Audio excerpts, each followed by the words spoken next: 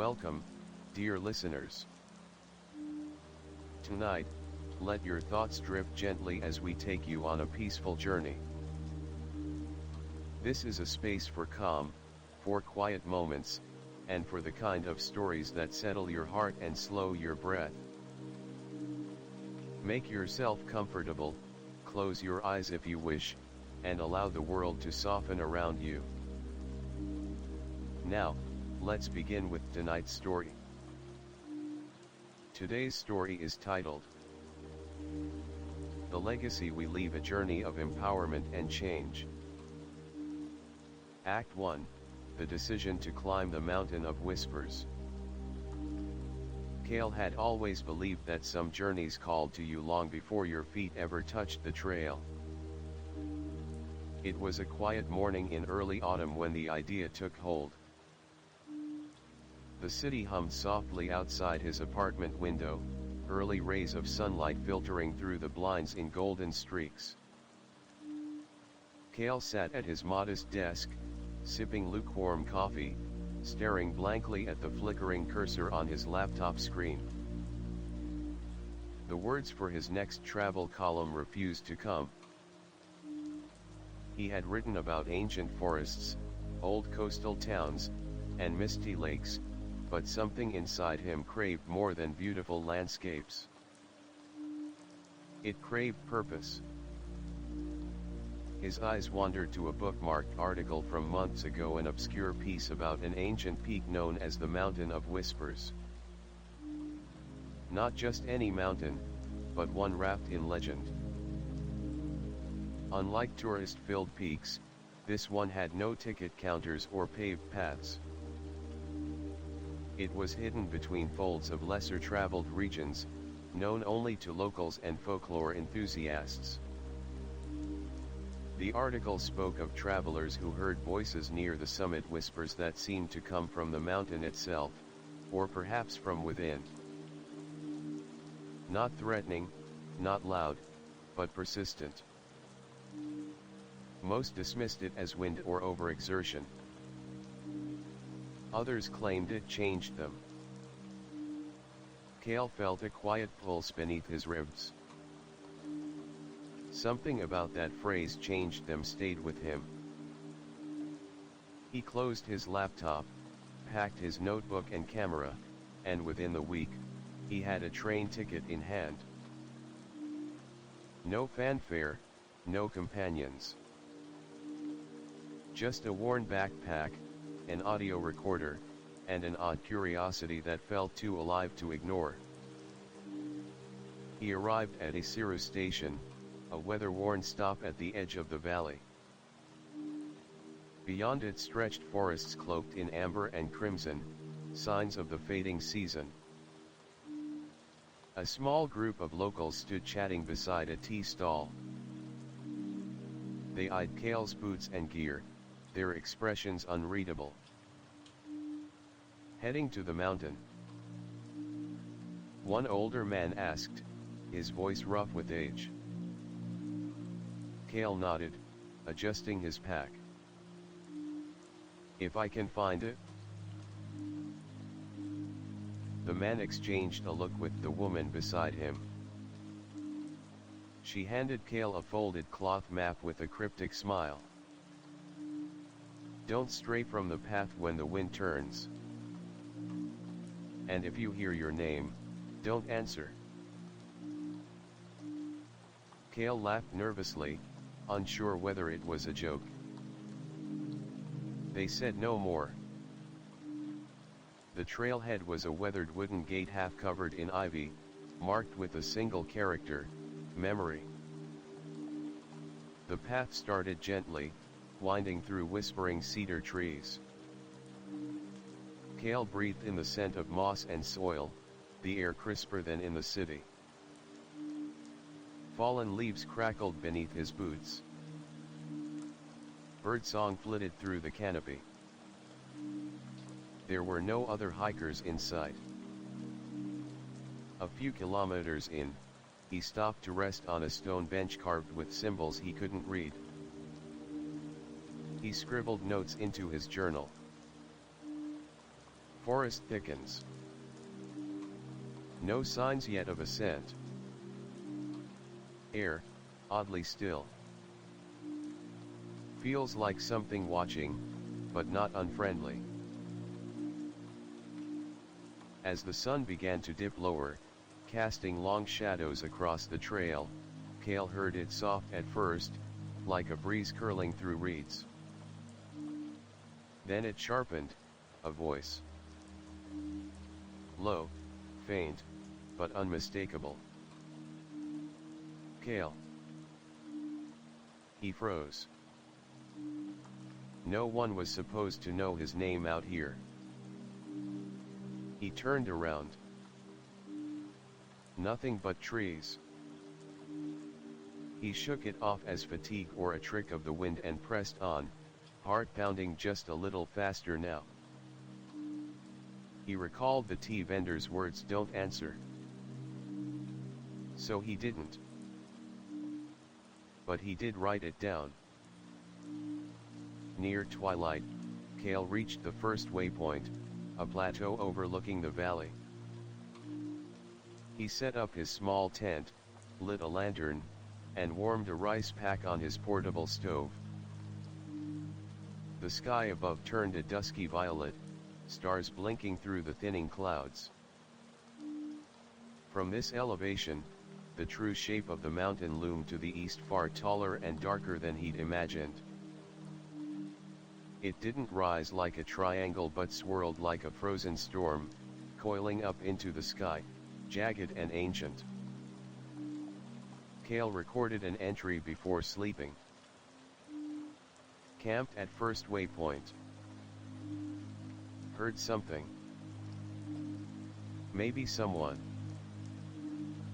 No visible hikers. Moonlight reveals strange shapes in the trees. Feels like I've stepped into another version of the world. It's quieter here, not just sound, but thought. Like the mountain is listening. He lay back, staring up at the canvas roof of his tent, the hum of wind circling outside. That night, the whispers returned closer, clearer. But still, he said nothing. And the mountain waited. Act 2, the trail narrows and the stranger appears. Morning broke slowly over the ridge. The first light of dawn filtered through Cale's tent, casting amber shadows on the canvas. He had barely slept. The whispers had faded sometime after midnight, replaced by an oppressive silence that felt almost heavier than sound itself. Cale sat outside on a mossy rock, cradling a cup of instant coffee. Steam rose into the chill air. Below him, the valley stretched white and golden, but above was the mountain. The path from this point would veer sharply upward into more rugged terrain. He consulted the cloth map again. It showed no contour lines, no elevations, just symbolic markers, the stone gate, the forked way, the wind shrine. There was something unsettling about how abstract it all felt, more like a story than geography. Still, Cale packed up and set out again, cameras slung over his shoulder, audio recorder clipped to his vest. Each step crunched against looser gravel now. The trees grew thinner. The path itself narrowed until it was barely more than a trail clinging to the mountain's side. Hours passed in solitary rhythm, breath, step, wind. The forest gave way to alpine scrub. The air was cooler, thinner. Cale paused for a sip of water and a few almonds when he first noticed the figure ahead. Someone else was on the trail. A lone hiker, not too far, their outline blurred by the fog curling over the ridgeline. They moved with slow, deliberate steps, cloaked in a dark brown coat and a wide-brimmed hat. The figure didn't seem in a rush. In fact, they appeared to be waiting.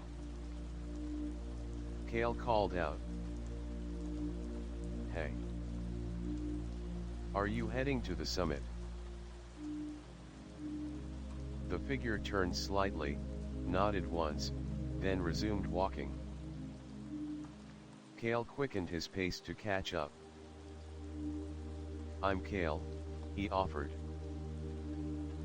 "Didn't think I'd see anyone else out here." The hiker spoke without turning. Their voice was low, calm, and genderless. "Few come this far. Fewer still continue." Something about that answer sent a prickle down Cale's spine. They walked together in silence for a time. The stranger who gave no name moved easily over the terrain.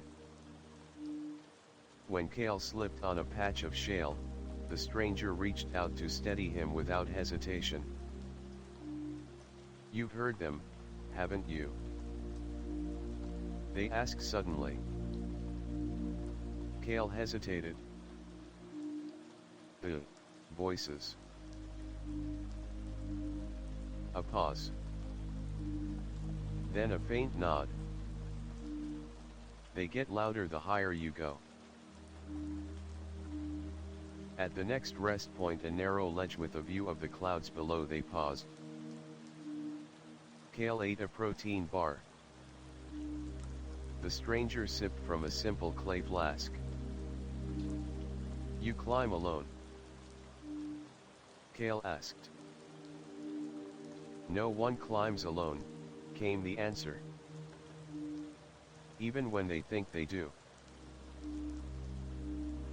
Before Cale could respond, the wind shifted. It blew hard from the east, rattling the nearby stones. From the bend ahead, the faintest sound emerged, not wind, not birdsong. It was laughter. Childlike. Echoing. Cale's breath caught. The stranger turned toward it but didn't move. "It tests you," they said. "Not just your body. Your memory. Your truths." Cale's heart beat faster. "What do you mean?" "The mountain remembers," the stranger whispered. "And it makes you remember." Later that afternoon, they reached the stone gate, two massive monoliths leaning inward, framing the narrow path ahead. Moss covered the base. Strange runes had been carved into the surface, worn nearly smooth by wind and time. As they passed between the stones, Cale felt something shift, not just outside, but within. Like a string being tugged somewhere deep inside his chest.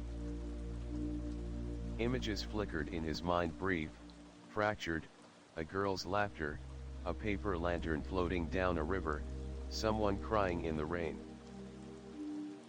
He stumbled. "You're all right," the stranger said, steadying him. "It's only beginning." Cale blinked. What was that? "A memory," they said. "Not necessarily yours."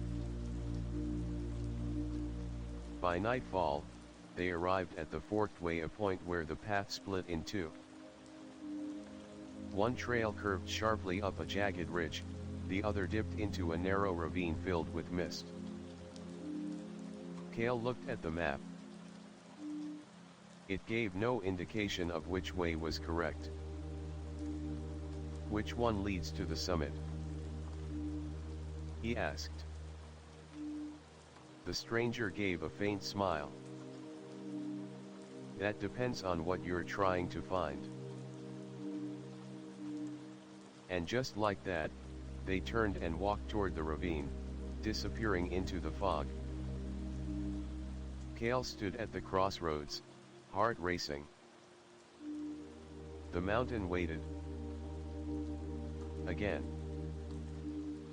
Act 3, Descent into the Mist and the Forgotten Shrine. The mist swallowed Cale whole. As he stepped off the main trail and followed the stranger's path into the ravine, the world dimmed. Trees stood like silent sentinels, their trunks half obscured by a veil of fog that curled and twisted with every breath of wind. The light grew colder.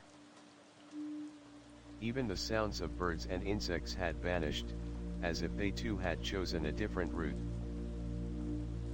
He should have turned back, but something deeper than curiosity compelled him forward. The air smelled different here, older. Like wet stone and burnt cedar. The trail underfoot shifted to uneven slabs of volcanic rock, slick with moss.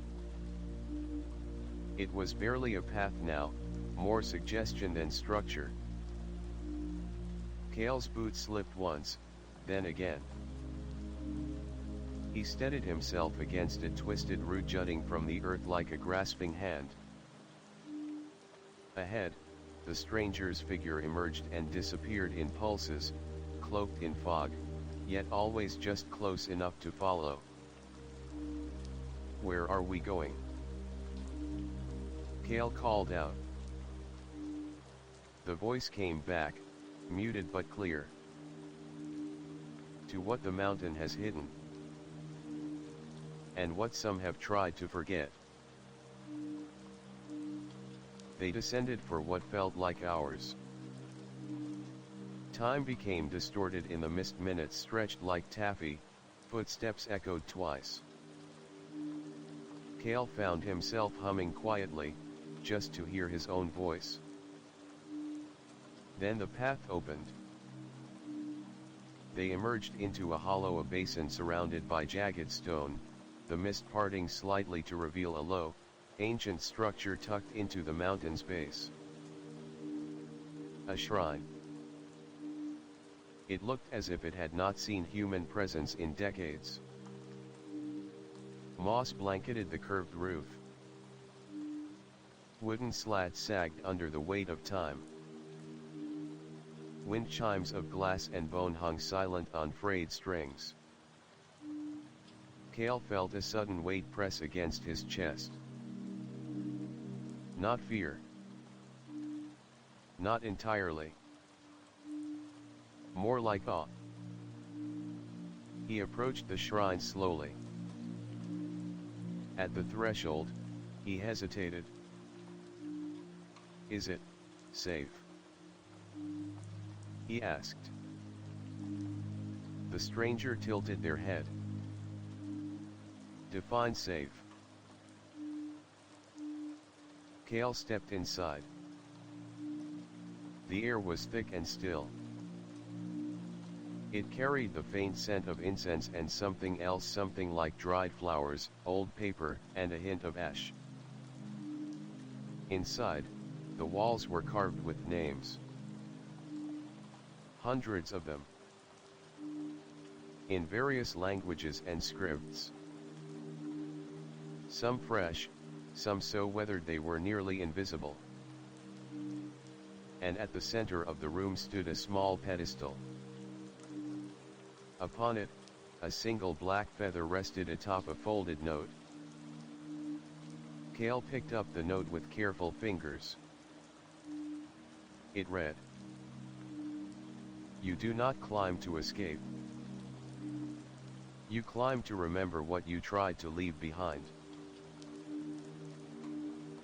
He stared at the words for a long time.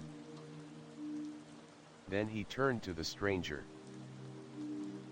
"What is this place?" The The shrine of the ones who turned back, they answered. Those who climbed, heard, remembered, and chose not to go further. Why? Because the summit does not offer peace, only truth. Outside, the wind shifted again. A low, resonant hum began to build, like the sound of a deep flute played somewhere far above. Cale moved to the doorway. In the mist, figures stood. At first, he thought they were just shadows, tricks of the light. But no, they had form, posture, clothing from different eras. Some in modern jackets, others in robes or hiking uniforms from decades past. Their eyes glowed faintly. They didn't move, just watched. Cale turned to the stranger in alarm, but the stranger was gone. Vanished. He was alone in the hollow, the shrine behind him, the silent watchers ahead. His breath caught in his throat. Every instinct screamed to run, but his feet wouldn't obey. Then a whisper came, not from the watchers, not from the wind, but from inside him. Cale. Not a call. A memory. A voice from childhood. From a summer long buried. A name spoken the way only one person used to say it. He blinked rapidly, the cold biting into his skin. The watchers faded. The mist swirled, thickened, and the way forward reformed, steeper, darker, more twisted than before. Cale took a shaky breath and stepped into it. Act 4, The Ascent of Echoes. Cale had never thought silence could be so loud. After leaving the misty hollow and the shrine behind, the trail pitched upward at a steeper angle than ever before. The soil turned loose and dark, almost volcanic. Each step slid back slightly, forcing him to double his effort. Trees no longer lined the path, only low, twisted shrubs with pale leaves and the occasional boulder that jutted like ribs from the earth. The air had thinned noticeably. Every breath came harder now. His heart beat a war drum inside his chest. Yet he kept climbing. He hadn't seen the stranger since the shrine. It was as if they had never existed. Cale had tried to replay their conversations in his mind, but even those memories felt foggy, like something remembered from a dream that slips away the moment you wake. The mountain was doing something to him. He knew it now. As he climbed, the wind picked up. But it wasn't ordinary wind. It spoke. At first, it sounded like ordinary gusts curling over rocks, howling between narrow passes. But then words began to take shape in the noise. Familiar words. Don't leave me. Cale froze. He spun around. No one. The voice had been young. Female. Maybe 10 years old. It struck something deep in him, so deep it hurt. He took a step back involuntarily, but the gravel slipped underfoot. He steadied himself and moved forward again, jaw clenched. Just the wind, he whispered aloud. Just memory tricks. Lack of oxygen. But the voice returned, clearer. I waited at the river, Kale. You promised. He stumbled. That memory was real. He hadn't thought about it in years, but now it surged forward, undeniable. A girl. A riverbank. Fireflies. Her name, he couldn't remember it. Only the guilt. The shame.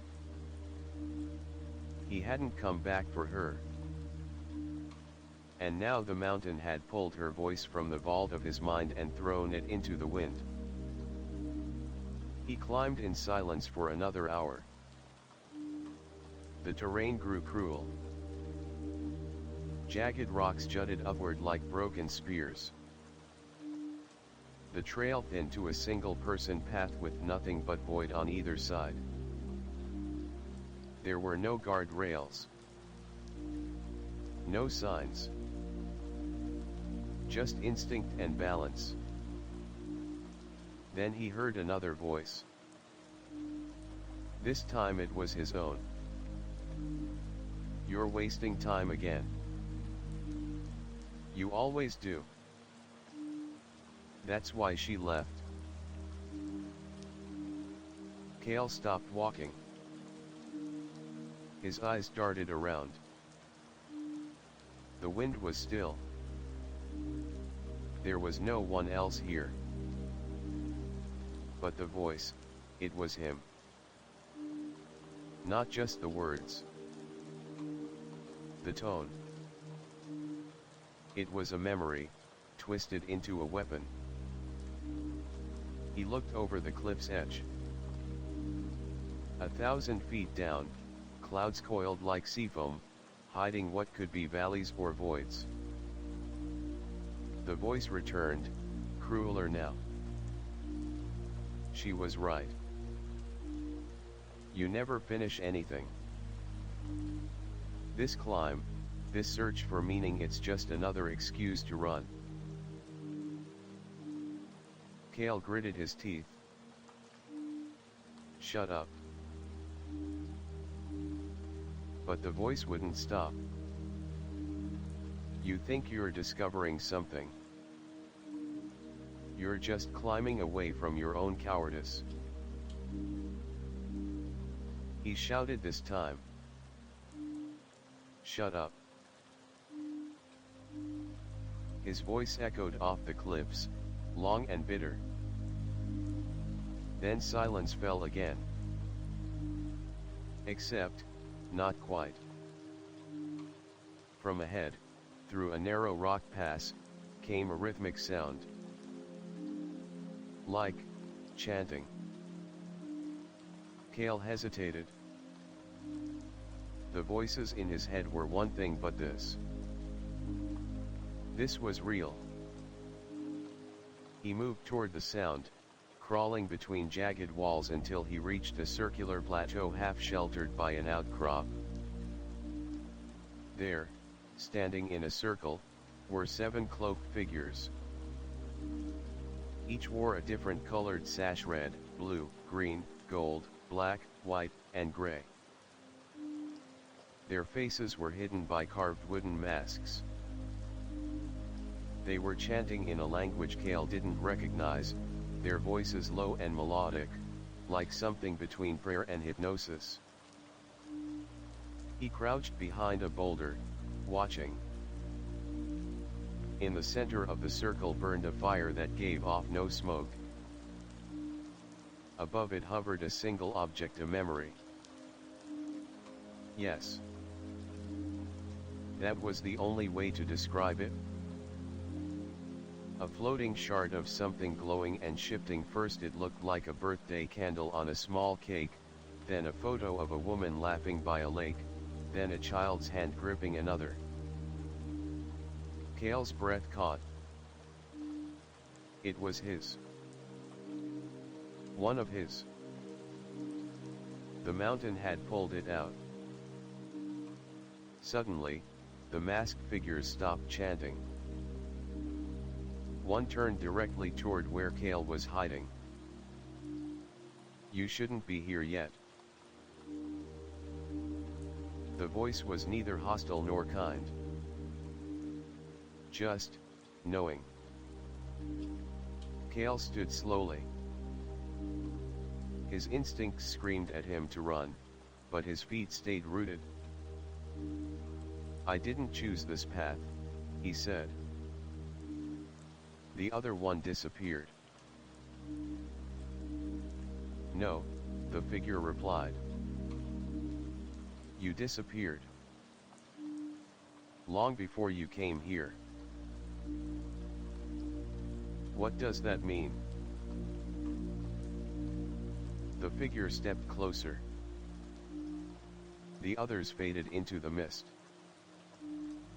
"You climb for answers, but the mountain only reflects what you bring." Kale stared into the mask. "What is that?" he asked, pointing to the floating memory. "One of your anchors. A truth you've forgotten." Kale reached out, drawn to it. The figure grabbed his wrist mid-motion.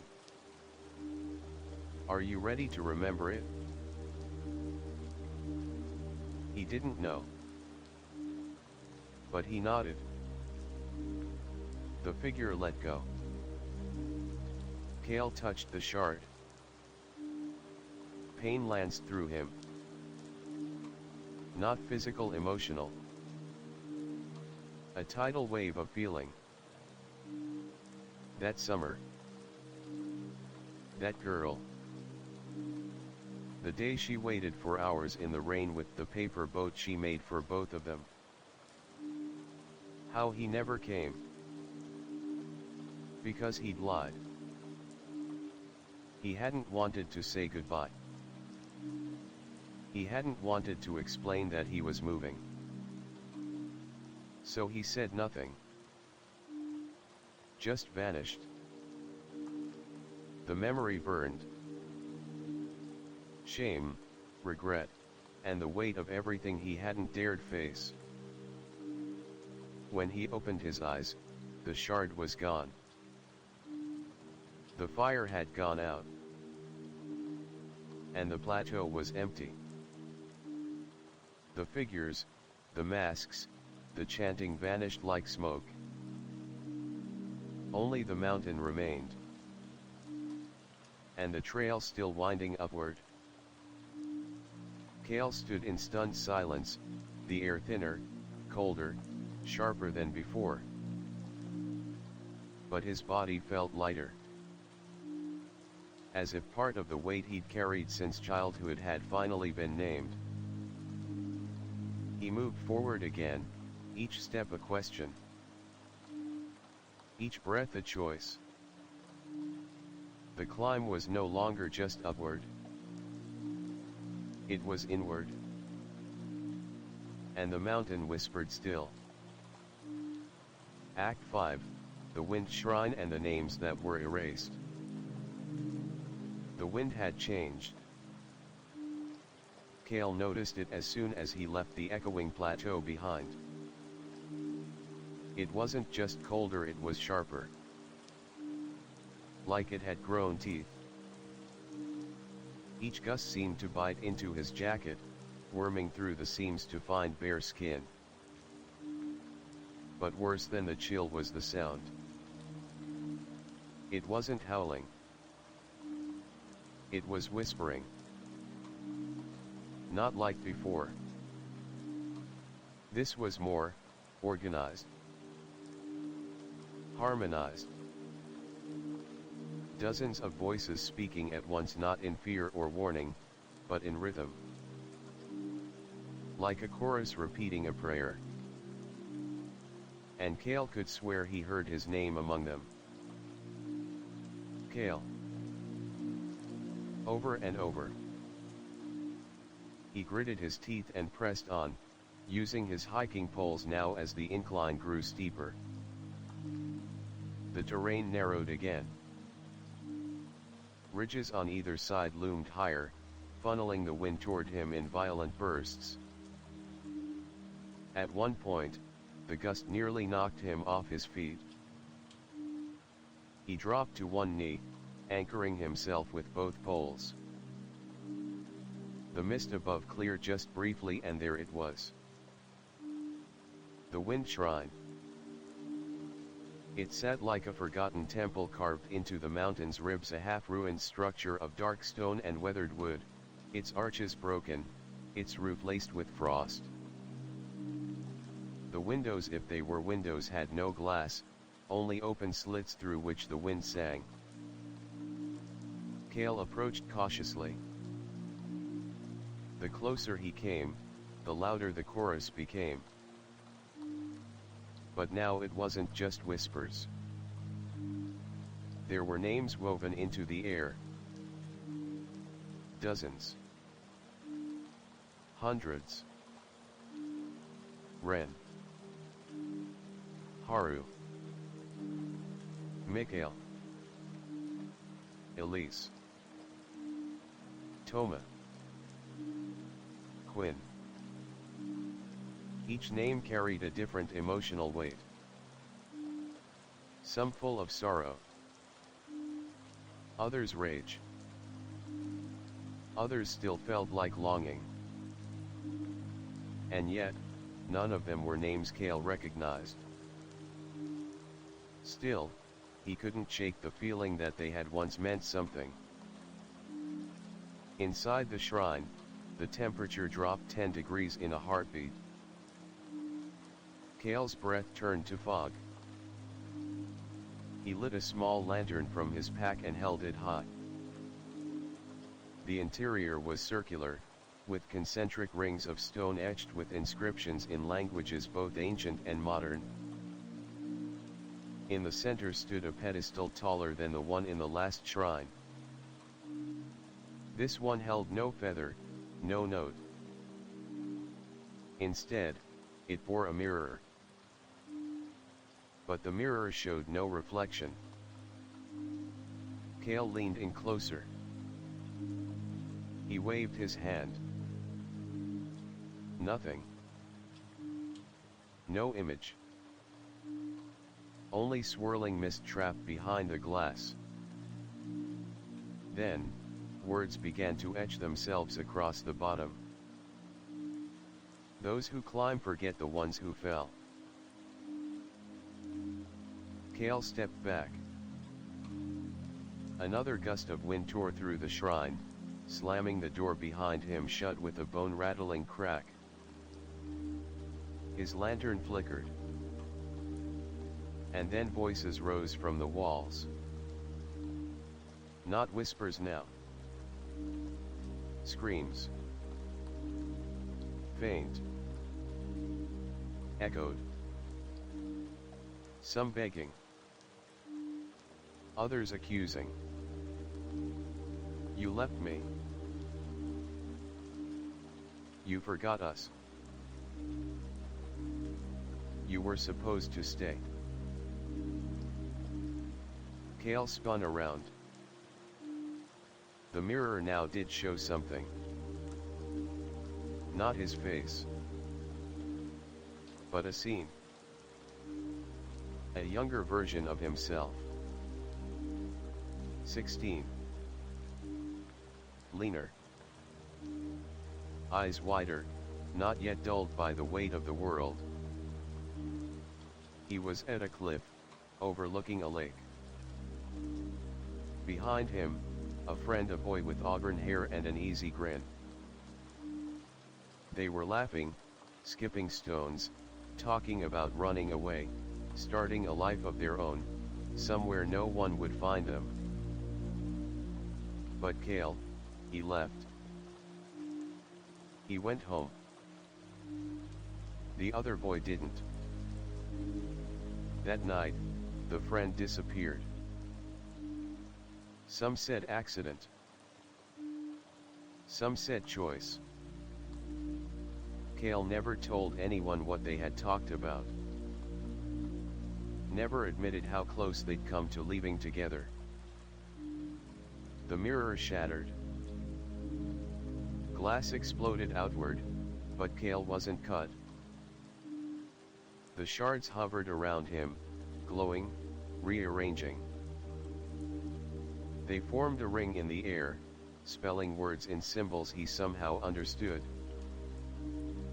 To climb is to carry what others buried. Then the wind stopped. Not slowed, stopped. As if the entire mountain had inhaled and now refused to exhale.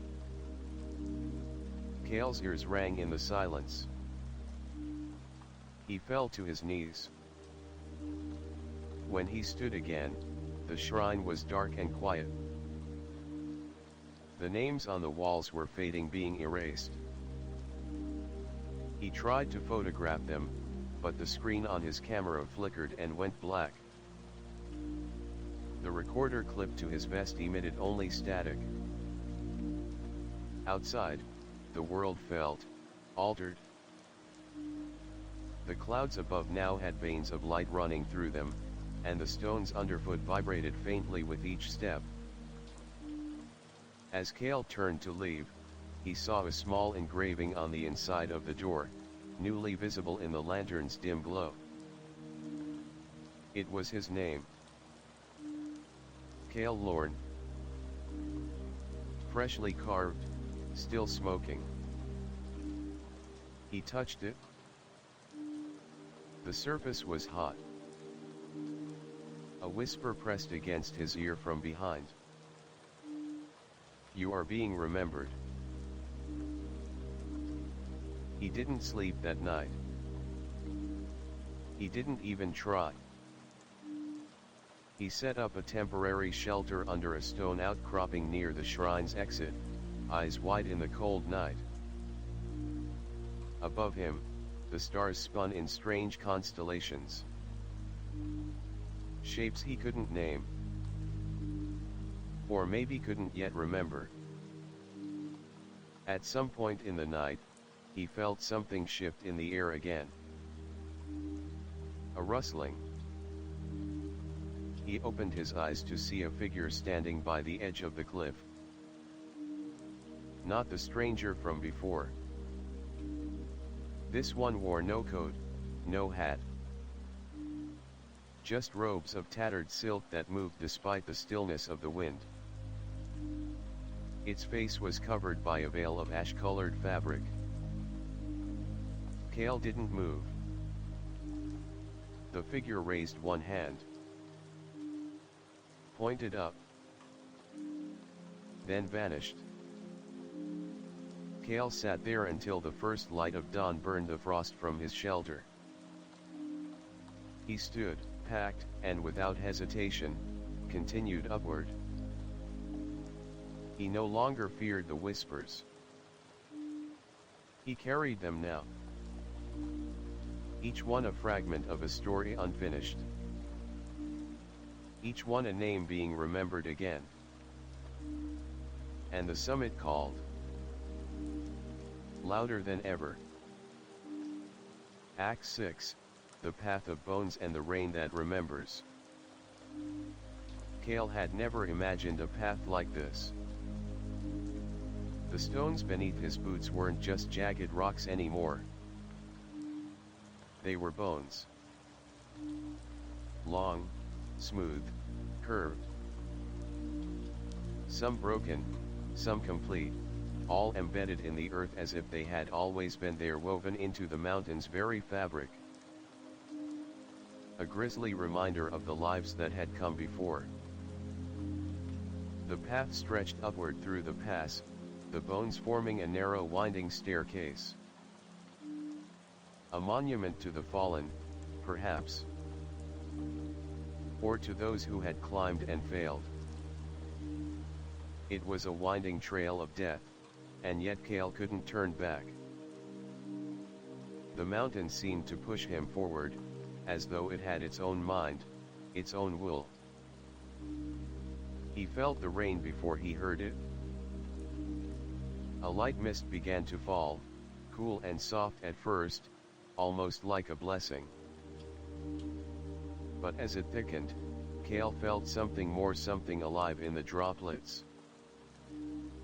Each raindrop seemed to carry a pulse, a whisper, an echo. Cale. There it was again, his name, but now the voice was different. It was muffled, like it was speaking through water, or from a far distance.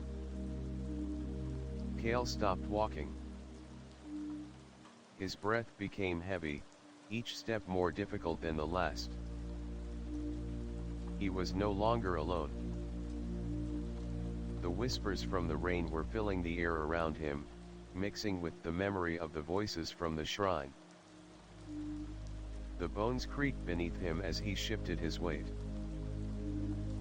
His eyes traced the landscape around him.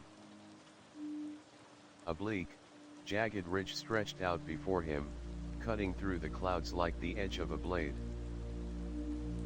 And then he saw it. A figure, standing tall against the rain. A silhouette dressed in robes, its features hidden, but its presence undeniable. It stood there on the ridge, waiting. Watching. The wind picked up, tearing at his jacket, and the figure raised its arm as if beckoning Cale forward. It was the same figure he had seen at the shrine, the one with the veil of ash-colored fabric. Cale hesitated, torn between his desire to run and the pull to go forward, to confront whatever this being wanted from him.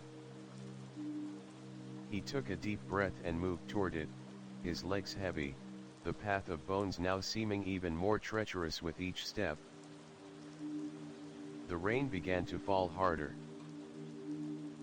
"Don't stop now," the figure's voice came, low and heavy like the sound of thunder. "Who are you?"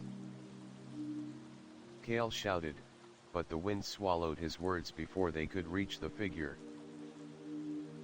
"Who do you think I am?" The figure responded, its voice growing louder. The rain picked up pace, now coming down in thick sheets, blurring his vision, soaking him to the bone. "I am the one who remembers," the figure continued, its tone calm but chilling. "I am the one who watches. I am the path that you must walk." Cale moved closer, trying to make sense of the words, trying to clear the fog in his mind. "Path?" he asked, his voice shaking. "What path? What do you mean by remember?" "You've forgotten," the figure said simply, "and now you climb to remember what you've lost." Cale stared, the weight of the figure's words pressing down on him. For the first time since he had arrived on this cursed mountain, Cale realized that this wasn't just a physical climb, it was a journey into the depths of his own forgotten past. He had been running away from something. But what? The rain thickened, heavier now, drenching him, blurring his vision. The bones beneath his feet creaked and groaned, as if warning him, as if the mountain itself was alive, questioning his every step. "Keep moving," the figure called, "keep moving, Cale. There is nothing left for you but the climb. The mountain remembers all, and it will make you remember too." Cale felt a sudden pull in his chest, something deep and old stirring within him. He couldn't stop now, not after everything that had happened. The path seemed to stretch on forever, but each step felt like he was getting closer to the truth, closer to the answers that had been hidden for so long. He passed another set of bones this time. They were human skulls, their hollow eyes staring up at him, empty and accusing. The weight of their gaze was almost unbearable. Cale quickened his pace, his heart pounding in his chest. Finally, he reached the summit of the ridge, where the rain was at its heaviest. The figure stood before him, no longer an illusion, no longer a shadow. It was a woman, her face covered by the same ash-colored veil. But the robes she wore were not the tattered remnants of the past. They were bright, almost blinding in their vibrancy, rich colors that shimmered in the rain, as if they had been woven from the very essence of the mountain itself. She raised her hand, and the rain stopped. The silence was deafening. Cale stood before her, soaked and breathless. The mist parted briefly, revealing the full scale of the mountain's summit, jagged cliffs, deep ravines, and in the distance, a faint glow. "It's time, Cale," the woman said. "It's time to remember who you truly are." As she spoke those words, Cale felt something stir deep within him, something buried, something forgotten. The memory that had been hidden for so long surfaced like a tidal wave, overwhelming him. The moment he left. The moment he chose the mountain over everything else. The moment he gave up on those he loved. The mountain had brought him here to confront that moment. To face the truth he had buried. "I remember," Cale whispered, tears streaming down his face, "I remember everything." The woman nodded, her veil fluttering gently in the wind. "Then it's time to let it go." The mountain stood still, its secrets now uncovered, its whispers no longer haunting. Cale stood tall, feeling a weight lift off his shoulders. The path was no longer a burden. The climb had not been in vain. It was a journey to redemption. And the mountain had given him back his past. Act 7, the final ascent and the truth revealed. Cale stood at the edge of the ridge, the summit within reach. His body was battered, his mind exhausted, but the mountain was calling him. It had been pulling him up, higher and higher, revealing its secrets one by one. Each step forward had been a struggle, but with every struggle, he felt something he hadn't felt in years, a sense of purpose, of being on the right path. The wind was stronger here, howling through the jagged rocks, but Cale felt no fear. He had already confronted the deepest parts of himself. The rain, the whispers, the names carved into the bones of the mountain, they were all pieces of the puzzle. Now, only one piece remained. The truth. But as he stood there, staring up at the final stretch of the trail, something held him back. A feeling. An unease. The mountain had shown him so much, too much. What more could there be to uncover? Cale took a deep breath and stepped forward, the sound of his boots crunching against the gravel echoing in the silence. Each step was deliberate now, not out of necessity but out of a strange pull, a force that seemed beyond his control. The air grew colder as he ascended, and the path narrowed into a thin, precarious line of stone. The summit was close now, so close, but with each step, Cale felt the weight of what he was about to face pressing on him. Suddenly, the wind stopped. The world around him grew still. He looked up, and there, standing at the peak, was the figure in the ash-colored veil. No words were exchanged.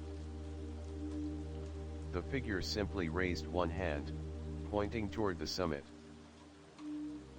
Cale walked toward the figure, his feet light despite the exhaustion. As he reached the top, the figure stepped aside. And there it was, the summit. But it wasn't what Cale expected. It wasn't a place of peace or glory. There was no triumph. Instead, it was a space that seemed to stretch into infinity, a vast, empty expanse. The wind whispered once more, but this time, it wasn't just the mountain's voice. It was his own. Cale. He stopped. His heart skipped a beat. It was his voice. Not from the wind. Not from the past. From within. It was him, speaking to himself. The figure stepped forward, placing a hand on Cale's shoulder. You've made it this far. But the final truth lies not in the climb, but in the choice you make now. Cale's breath caught in his throat. What choice? The figure turned to face him. The mountain has shown you everything, the past, the pain, the regrets. But now, Cale, it asks something of you. Cale shook his head. I don't understand. I've already seen it all. The memories, the names, the lost time. What else is there? The figure's veil fluttered in the wind, and for a moment, Cale thought he saw something, a glimpse of a face beneath the fabric. But it was gone in an instant. The choice, the figure repeated. To climb is to seek what is hidden. But sometimes, the truth you seek is not the truth you want. The mountain has given you its answers. But it is up to you whether you accept them. Cale turned back toward the summit, staring at the endless expanse before him. His mind raced. What had he been climbing for all this time? To remember? To escape? To find peace? But now, as the mountain loomed before him, Cale realized something. The summit wasn't just about reaching the top. It was about confronting what lay at the very heart of his soul. The truth wasn't something the mountain could give him. The truth was something he had to find within himself. I don't know if I'm ready, Cale whispered. But I can't keep running. Not anymore. The wind picked up again, stronger now, but this time it wasn't cold. It was warm, enveloping him in a strange embrace. The figure nodded. Then go, Cale. Go to the place where the mountain's truth ends, and your own begins. Cale stepped forward, not toward the summit, but toward the edge of the cliff. The wind whipped around him, the mist rising up like a wall. He closed his eyes, feeling the weight of everything he had carried with him, the regrets, the guilt, the choices he had made and the ones he hadn't. But now, standing on the edge, he understood. The mountain had shown him the truth, but it wasn't the truth of the world or the past. It was the truth of who he was and who he could become. And in that moment, Cale made his choice. He stepped off the edge. The world spun around him as he fell, faster and faster. The ground below blurred, the mist swirling in every direction. But as he fell, Cale felt free from the weight of his past, free from the burden of the choices he had made. And then, just as suddenly, the fall stopped. He was weightless, suspended in a world that wasn't quite real. He opened his eyes. He was back at the beginning. Cale stood at the base of the mountain, the sun rising behind him. The wind was calm now, the air fresh and clean. The road ahead was open, the path clear. He took a step forward, and then another. Each step felt lighter, freer than before. Cale didn't know where he was going, but for the first time, he didn't need to know. The mountain had given him the freedom to choose his path. And that was enough. Act 8, The Return to the World Below. Cale stood at the edge of the mountain, his feet planted firmly on the ground. The air was still, the sun climbing higher in the sky. The peak of the mountain seemed distant now, but the memories, the whispers, the echoes, the voices that had followed him still lingered in his mind. He had left the summit behind, and with it, the pain, the regret, and the unresolved truths. But something else had followed him, something deeper. The mountain had changed him, and there was no going back to the person he had been before. As he walked down the path that led away from the mountain, his steps felt lighter, more purposeful. For the first time in his life, he didn't feel like he was running away. He wasn't running from the past or the choices he had made. He wasn't hiding from the mistakes he had lived with for so long. Instead, Cale was walking towards something.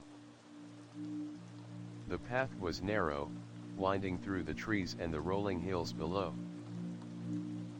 The world felt both vast and intimate at the same time, as if he could feel the pulse of the earth beneath his feet. He was no longer just a traveler on a journey, he was a man who had found something he had lost long ago. And yet, there was a question that still lingered in his mind. What would he do now? What was the next step in his life? As Cale descended further from the mountain, the landscape around him began to change. The trees thinned out, giving way to open fields and distant villages. The sounds of nature, which had been so prominent during his climb, were replaced by the hum of civilization. He passed through the outskirts of a village, where the scent of freshly baked bread wafted through the air. People walked by, unaware of the journey Cale had just completed, lost in their own routines. Cale paused for a moment, taking in the sight of the village. It was so normal, so mundane compared to what he had just experienced. The contrast between the quietude of the mountain and the bustling life of the village was jarring. He stood there for a long time, watching the people go about their day, and it occurred to him how easy it would be to slip back into the rhythm of ordinary life. To forget the lessons he had learned, to ignore the weight of the past, and simply live as if nothing had changed. But Cale knew that wasn't an option anymore. The next few days were a blur of travel as Cale made his way back to the city, the place he had once called home. The city was a far cry from the serenity of the mountain, with its noisy streets and crowded buildings. But Cale couldn't help but feel a sense of peace in the midst of the chaos. He had faced his demons on the mountain, and now he was ready to face the world again. When he arrived at his apartment, he was greeted by the familiar hum of city life, cars honking, people shouting, the distant sound of music from a nearby cafe. But it all felt different now, as though Cale was seeing it through new eyes. He set his bag down on the floor and looked around the small, sparsely furnished apartment. It was exactly how he had left it, a place of solitude, a refuge from the world. But now it felt like a cage. The walls seemed to close in on him, as if they were trapping him in a version of himself he no longer recognized. The mountain had taken away the weight of his past, but it had also given him something in return. A clarity. A vision of the person he could be, if only he was willing to embrace the truth. Cale stood at the window, watching the city below. The sun was setting, casting a golden glow over the skyline. The world was moving, always moving, and Cale knew that he had to move with it. But this time, he wouldn't be running. He wouldn't be hiding. The mountain had shown him the path. It had revealed the choices he had made and the ones he still had to make. But now it was up to him to walk that path with his eyes wide open, to take responsibility for the past and the present, and to shape the future in a way that honored the lessons he had learned. Cale had always thought that the mountain was a place of escape. But now he realized it was a place of revelation. It had stripped him of his illusions and given him the chance to rebuild, to find a new direction. And as he watched the city below, Cale made a promise to himself: he would live with purpose. He would face the people he had left behind, the ones he had hurt, and make amends. He would rebuild the relationships that had been shattered by his own fear and pride. But most importantly, he would never forget what the mountain had taught him. The truth wasn't something to be feared. It was something to be embraced. Cale took a deep breath, feeling the weight of the moment. The wind outside rustled through the trees, and the sound reminded him of the mountain. It reminded him that, no matter where he went, the echoes of the climb would always be with him. He wasn't sure what the future held, but for the first time in his life, Cale felt ready to face it. With all its uncertainty, all its challenges, and all its opportunities. Because now he knew that the climb was never about reaching the top. It was about what you carried with you along the way.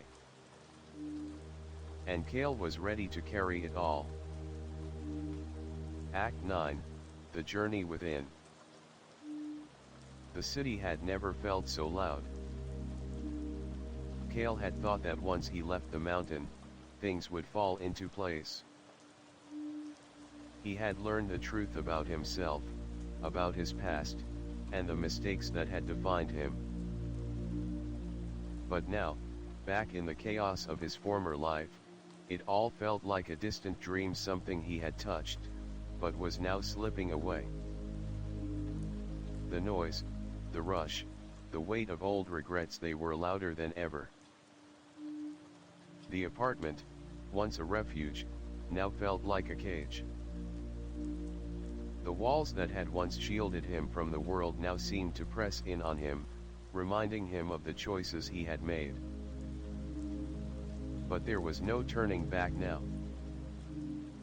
The mountain had shown him who he was, but it was up to him to become who he needed to be. Cale had come to a realization he couldn't keep hiding. Not from himself, and not from the people he had left behind. There were people who deserved answers. People who needed to hear the truth. And there was no escaping the fact that, to move forward, he would have to face them. The first person Cale reached out to was Elena. She had been his closest friend back when everything had felt possible. The two of them had been inseparable, until Cale had abruptly distanced himself, running away from the very people who had cared for him. He dialed her number, his hand trembling slightly as he pressed the phone to his ear. It rang once. Twice.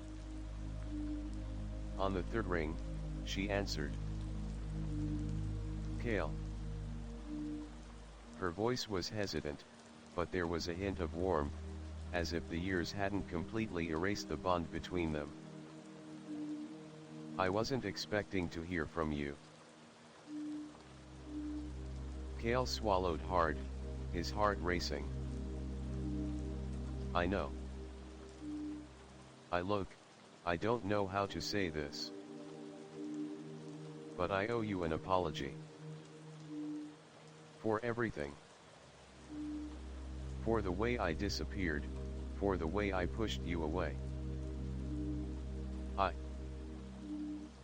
I wasn't ready to face myself then, and I ran.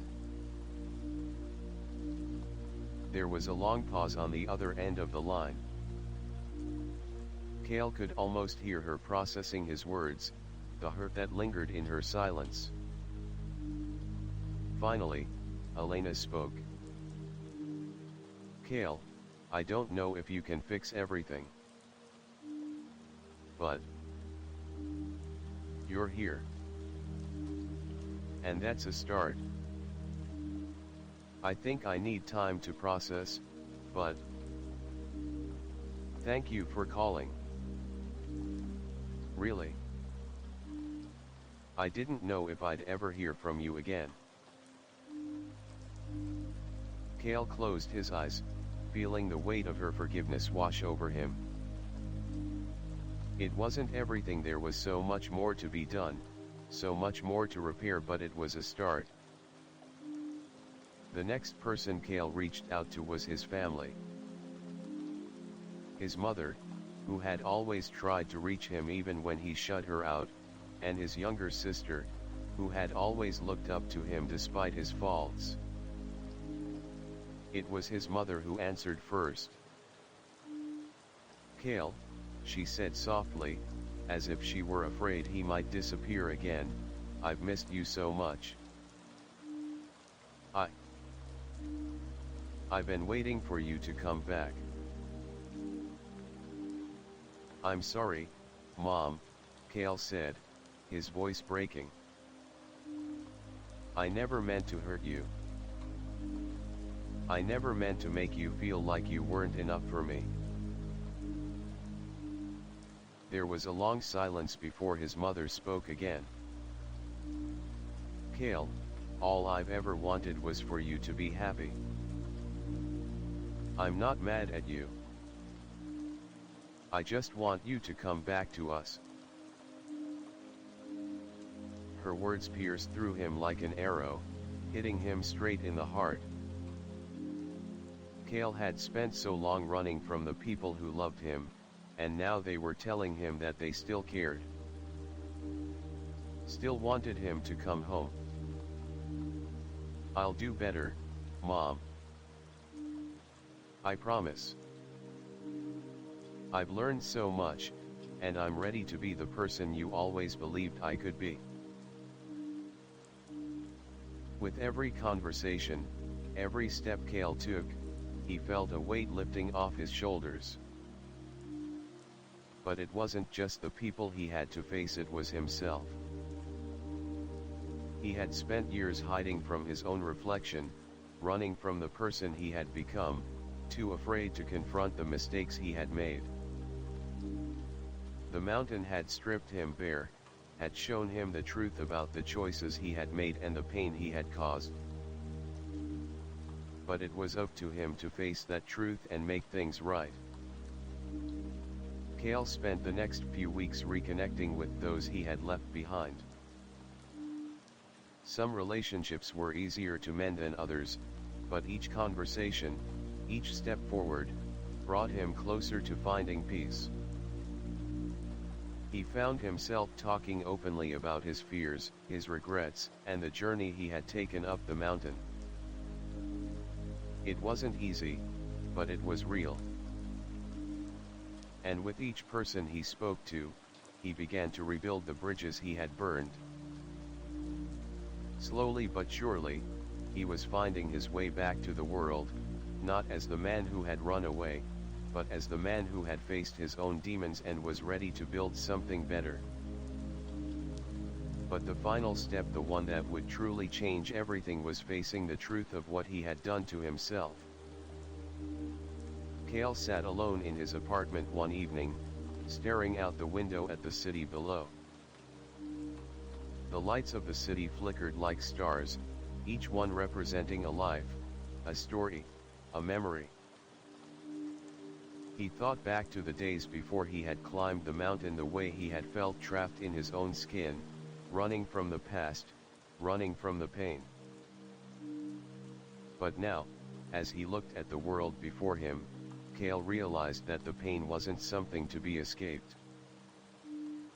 It was something to be understood, something to be faced head-on.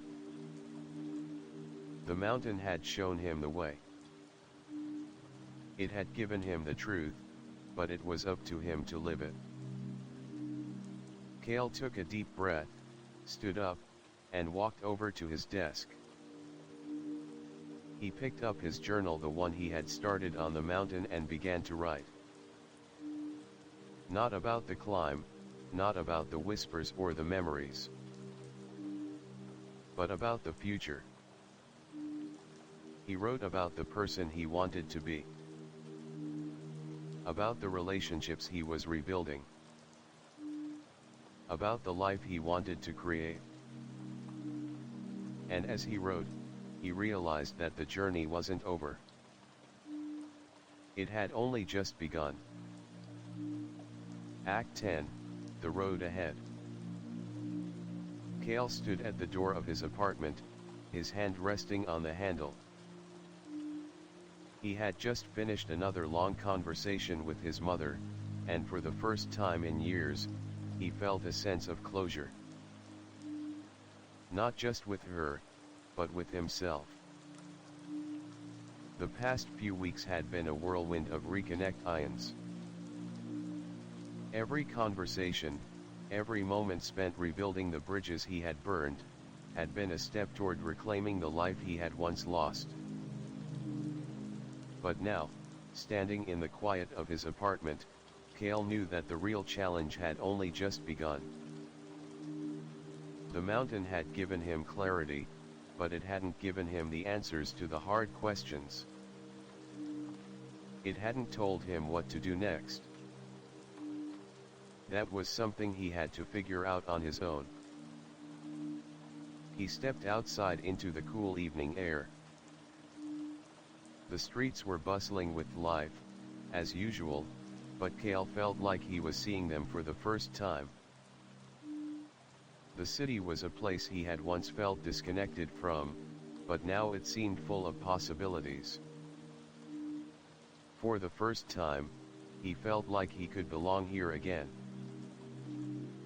Cale had been avoiding his old job for weeks. He wasn't sure why. Maybe he felt unworthy of it, or maybe he feared that returning would undo all the progress he had made. But deep down, he knew he couldn't hide forever. The next morning, Cale walked into his old office building. The familiar scent of coffee and paperwork hit him as soon as he stepped through the door. His co-workers greeted him with surprised smiles, some unsure of how to react after his long absence. "Kale. You're back." A voice called from the other side of the room. It was Sarah, his old colleague. She had always been friendly, even when Kale had kept his distance. She walked over to him with a smile, and for a moment, Kale felt a flicker of the old warmth that had once made this place feel like home. "I didn't expect you to come back so soon," she said.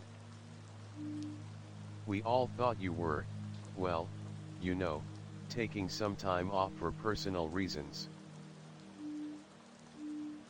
Kale nodded, a little unsure of how to explain. "I've been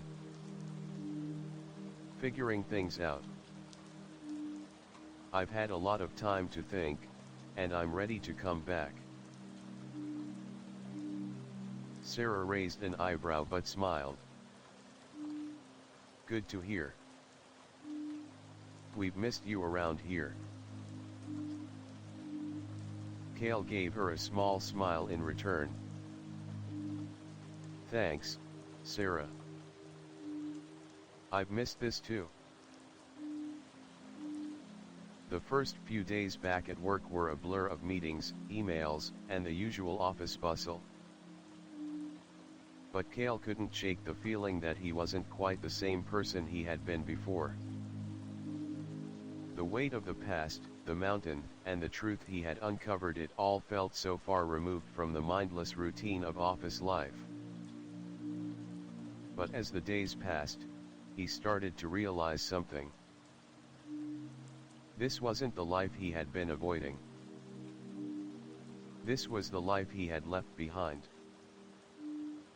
And now, with all the lessons he had learned, he had the chance to rebuild it on his own terms. It wasn't easy. The old habits were hard to break, and the temptation to revert to his old ways was always there. But Kale had made a promise to himself. He wasn't going to run anymore. Not from the people he loved, and not from the life he had once had. He took on more responsibility at work, asked for new projects, and slowly started to rebuild the connections he had once let slip away. It wasn't just about fixing things with his family or his friends, it was about fixing things with himself. One evening, after another long day at the office, Kale found himself walking through the park near his apartment. The cool breeze ruffled the leaves on the trees, and the city lights twinkled in the distance. He sat down on a bench, taking a deep breath. The weight of the past few months pressed on his chest, but for the first time in a long while, he felt at peace. He had done what he needed to do. He had faced his demons, reconciled with the people he had hurt, and taken responsibility for the choices he had made. But there was still so much more to do. Kale's phone buzzed in his pocket, pulling him from his thoughts. He pulled it out and saw a message from Elena. "Kale, I was thinking about what you said. I think it's time for us to meet. Let's have dinner tomorrow. I know things aren't the same, but maybe they don't have to be. Let's see where we go from here." Kale smiled, a sense of relief washing over him. It wasn't perfect. It wasn't easy. But it was a start. He typed a quick response. "I'd like that. I'll see you tomorrow." The next evening, Kale met Elena at a small cafe in the heart of the city. She was already seated when he arrived, her hands wrapped around a steaming cup of tea. She looked the same, her hair still the same messy bun, her eyes still bright, though a little tired from the years that had passed.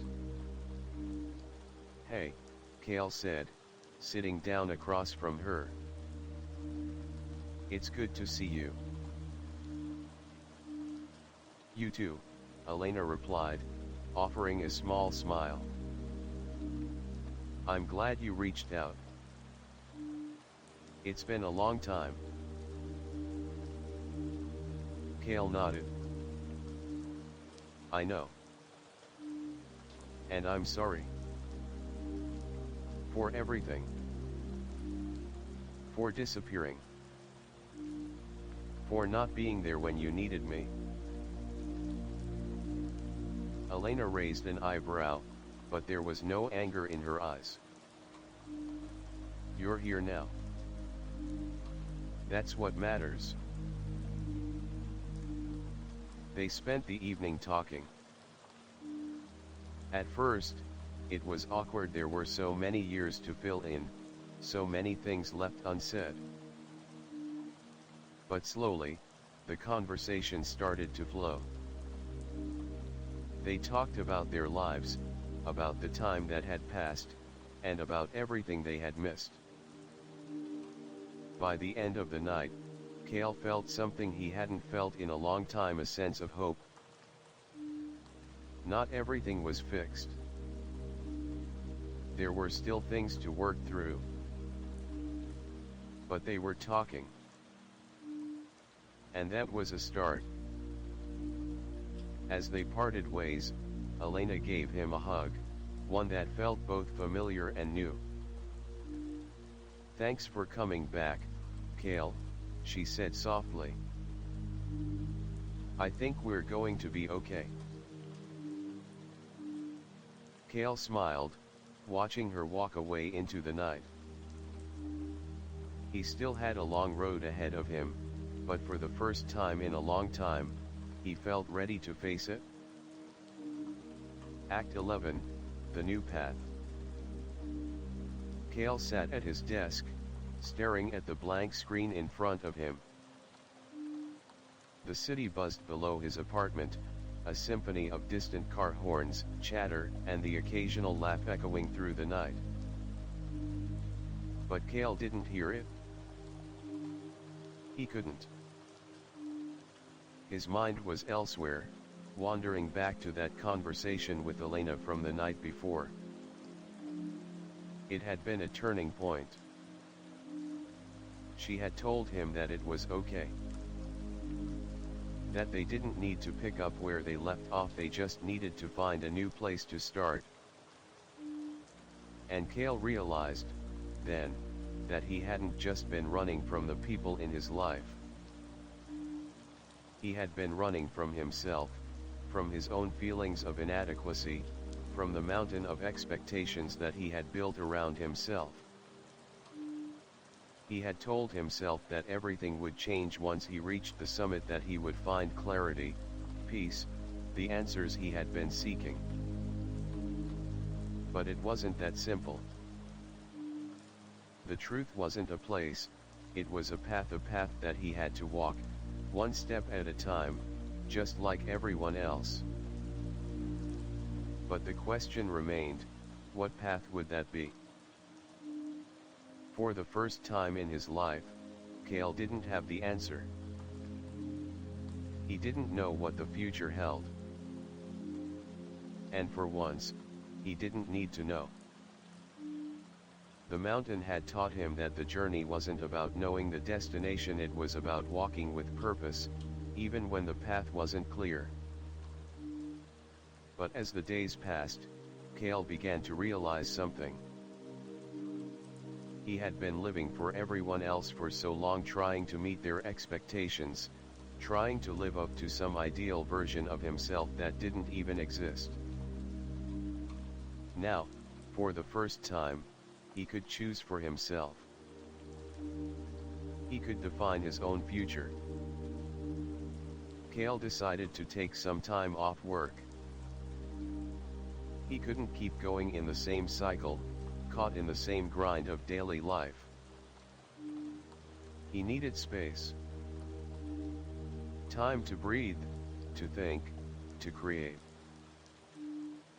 He started by revisiting his old passions, things he had abandoned long ago in pursuit of success, money, and status. He picked up his camera again, began taking long walks in the city, capturing the beauty in the small, everyday moments that he had once overlooked. The more he walked, the more he realized that the city was alive. Every corner, every alley, every shadow told a story. The world wasn't just a backdrop for his own life, it was a canvas, waiting to be explored. But despite his newfound clarity, there was one thing that still troubled Cale: his relationship with his father. Years ago, they had fallen out over a series of misunderstandings, miscommunications that had festered until they could no longer see eye to eye.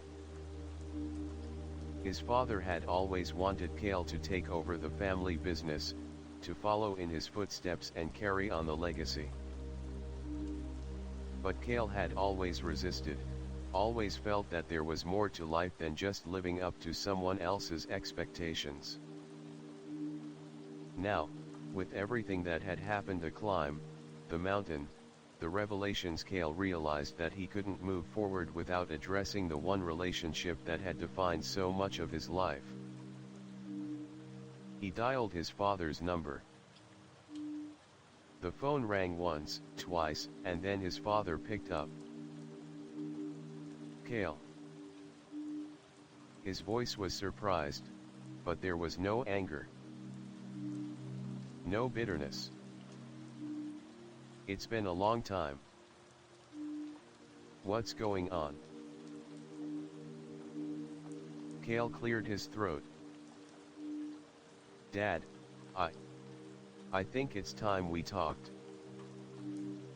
I need to apologize. For everything." There was a long pause on the other end of the line. Cale could almost hear his father processing his words. Finally, his father spoke. "I didn't expect this, Cale. I thought you'd never come around. But I'm listening." The conversation was slow, awkward at first. Cale explained how he had felt trapped in a life that wasn't his, how he had struggled to live up to his father's expectations without ever truly understanding what he wanted for himself. He told his father about the mountain, about the journey he had taken, and how it had shown him that he didn't need to live in the shadow of anyone else. At the end of the conversation, his father sighed. "I've always wanted the best for you, Cale. I may not have been the best at showing it, but I never wanted to control your life. I just didn't know how to let go." Cale felt a weight lift from his shoulders. "I know, Dad. I know now. And I'm sorry for shutting you out. I'm proud of you, son," his father said. "No matter where you go, just remember that." Cale hung up the phone, feeling a sense of relief, a sense of peace that he hadn't realized he was missing. Over the next few weeks, Cale began to reshape his life. He didn't have all the answers, but he didn't need them. He knew that the path ahead was uncertain, but for the first time in his life, he was willing to walk it, not as the person he thought he should be, but as the person he had become. He reconnected with old friends, rebuilt relationships with family, and even began volunteering at a local community center, helping others who were struggling with the same issues he had faced. It wasn't much, but it felt like the right thing to do. And with every step he took, Cale felt more grounded, more at peace. He wasn't trying to fix everything. He was just living. Living in the present, accepting the past, and embracing the future. One evening, Cale walked down the same path in the park where he had sat a few weeks earlier, contemplating his next steps.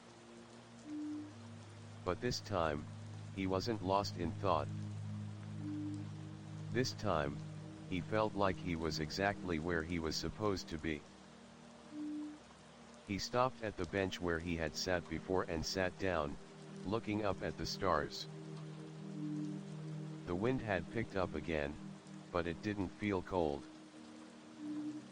It felt like a sign, a reminder that the journey was never over, that life was a series of steps, each one leading to something new. Cale smiled to himself. He didn't know what the future held, but he was ready to face it. Not alone, but with the strength he had gained from the mountain, from the past, and from the people who had always believed in him. And for the first time in a long time, Cale felt truly at home.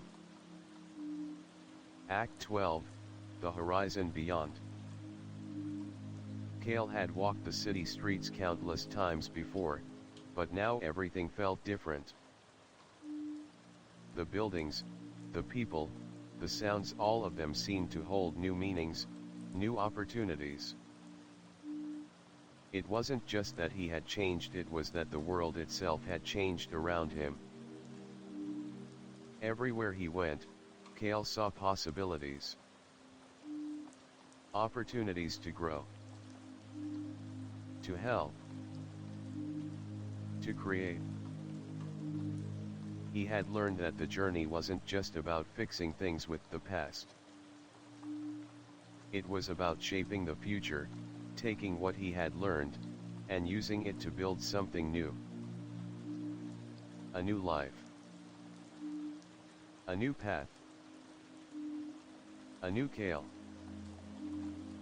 But as with every journey, there were still obstacles ahead. The first opportunity came in the form of an unexpected phone call. It was from his old mentor, the one who had taught him everything he knew about photography. The one who had encouraged him to pursue his passion even when Cale had doubted himself. "Cale," the voice on the other end of the line said, "I saw your work. It's incredible. I think it's time you came back. We have a project for you. Something big. Something that could change everything." Cale's heart skipped a beat. He hadn't picked up his camera for real in months, but the idea of working on a project that would stretch him beyond his comfort zone, the idea of creating something meaningful again, was too much to resist. He agreed to meet the next day. The meeting was held at an upscale gallery downtown. The walls were lined with photographs, each one more stunning than the last. As Cale walked in, he was immediately struck by the vision and ambition of the space. It was a world far removed from the quiet life he had been living, and yet, he realized it was exactly the world he had always wanted to be a part of. His mentor greeted him with a wide smile, his eyes lighting up as soon as he saw Cale. "Welcome back. I've missed having you around. Now, I have something special for you." Cale followed his mentor to a private room at the back of the gallery.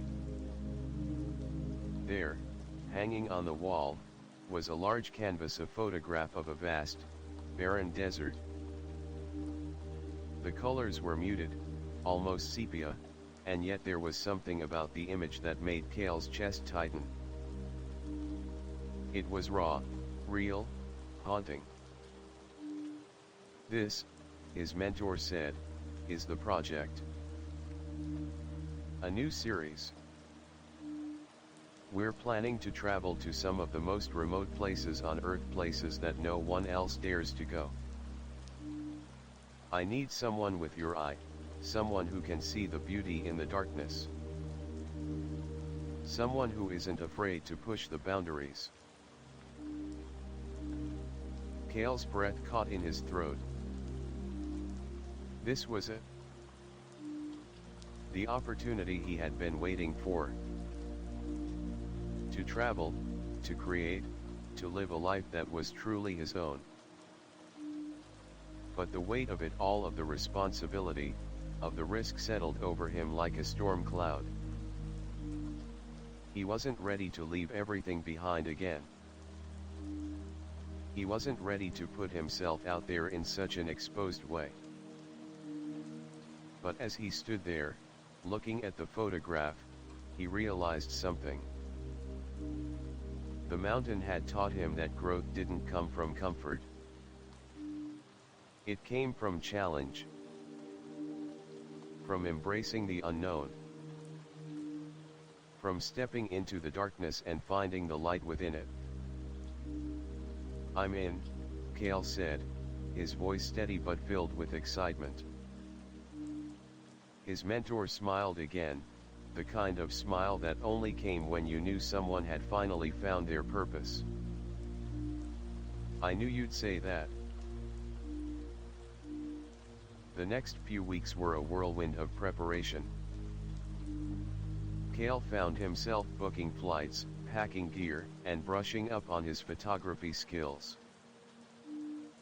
The project was ambitious, and the stakes were high. They would be documenting the lives of people who lived on the edge of the earth, people who had chosen to live in places that most others wouldn't even dare to visit. Cale was both terrified and exhilarated. The project would take him to remote deserts, frozen tundras, and hidden mountain ranges. It was the kind of adventure he had once dreamed of, and yet, now that it was real, he wondered if he was truly ready for it.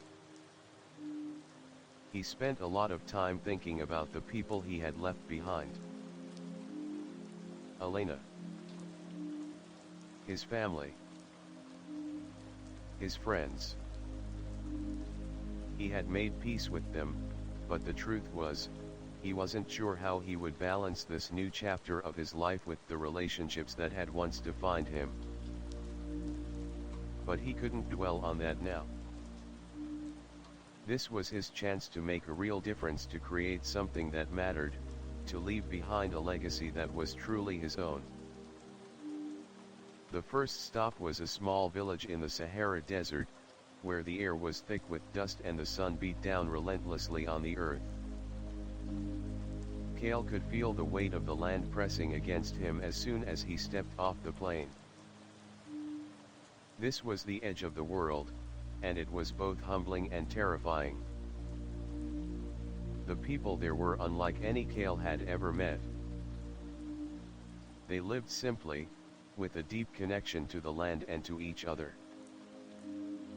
Their lives were shaped by the harshness of their environment, and yet there was a sense of peace in their simplicity. Cale spent the next few days photographing their lives, capturing moments of quiet strength in the face of such overwhelming adversity. It was difficult work, both physically and emotionally. The heat, the dust, the isolation, it all took its toll. But as Cale looked through his lens, he saw something beautiful in it all. He saw the resilience of the human spirit, the way people could adapt and thrive even in the harshest conditions. He saw how their stories of survival, of family, of hope were written in the lines of their faces and the dust on their clothes. By the end of the first leg of the journey, Cale knew that this project was more than just a job. It was a calling. It was his way of finding meaning, of creating something that mattered.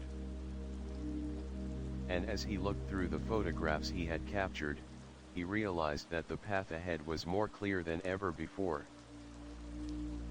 The road was long, and it would be full of challenges, but Cale was no longer afraid. He had found something deeper than himself in this journey, something that went beyond the photographs, beyond the work, beyond the mountain. He had found his place in the world. Not as someone running from the past, but as someone moving forward with purpose. Act 13, The Legacy We Build. The desert stretched out before Cale like an endless sea of sand, undulating in the heat.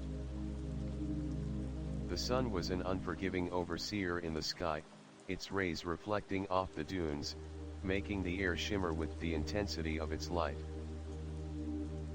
Yet, even in this desolation, Cale found beauty. The way the light caught the edges of the sand, the endless horizon that seemed to invite him to step further. This was where he had begun to build something real, something beyond his past. His camera had become an extension of himself, capturing not just the harsh realities of the people he was documenting but also their quiet resilience. The villagers of the Sahara had taught him more than he ever thought he would learn. They lived in a place that most would see as barren, yet here, there was life. There was love. And there was history that Cale could not help but document with reverence and awe. Back at the hotel, Cale was exhausted. His body ached from the long hours spent trekking through the desert, capturing moments of struggle and survival. Yet, as he sat on the edge of his bed, his mind buzzed with excitement. He knew he was creating something profound. The photographs he had taken were more than just pictures, they were stories. Stories of people who had been forgotten by the world but who, through Cale's lens, would now have their voices heard. But as much as he felt accomplished, a deep unease lingered within him. He had learned so much, but there was still a question that gnawed at him: what would happen when the project ended? What would happen when the photos were taken, the stories shared, and the moment passed? The legacy he was building felt temporary, fleeting. A set of images, a project that could be forgotten in time. For the first time since he started this journey, Cale felt the weight of what he was doing. His mentor had been right, this was bigger than him. But what was the lasting impact? Would his work change anything? Or would it be forgotten, just like the people he was trying to help? The next morning, Cale went to meet his mentor to review the photographs. The gallery was waiting.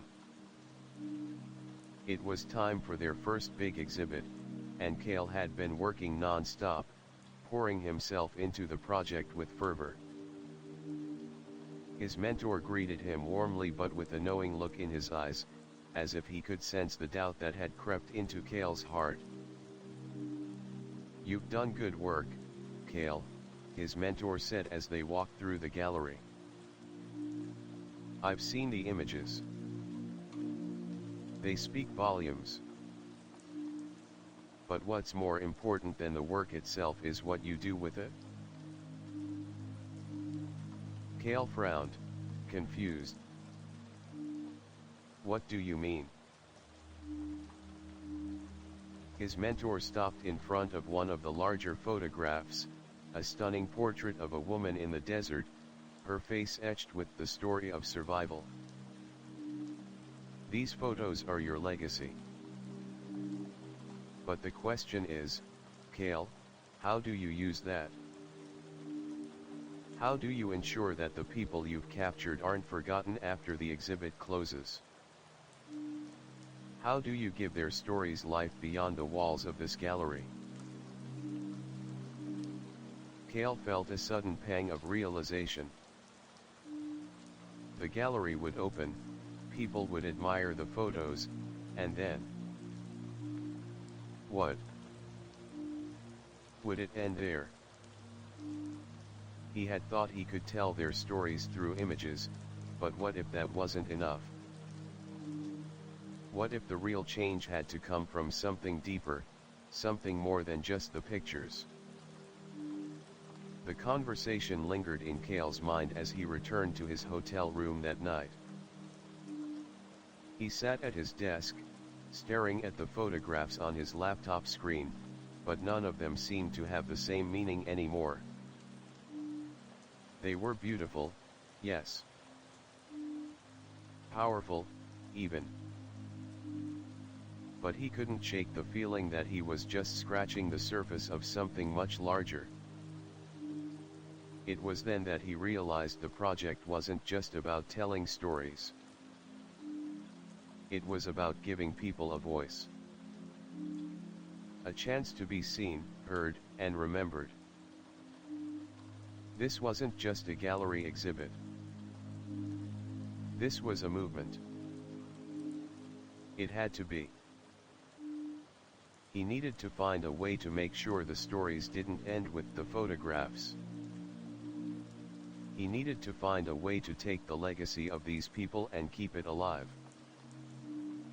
Over the next few weeks, Cale made a decision.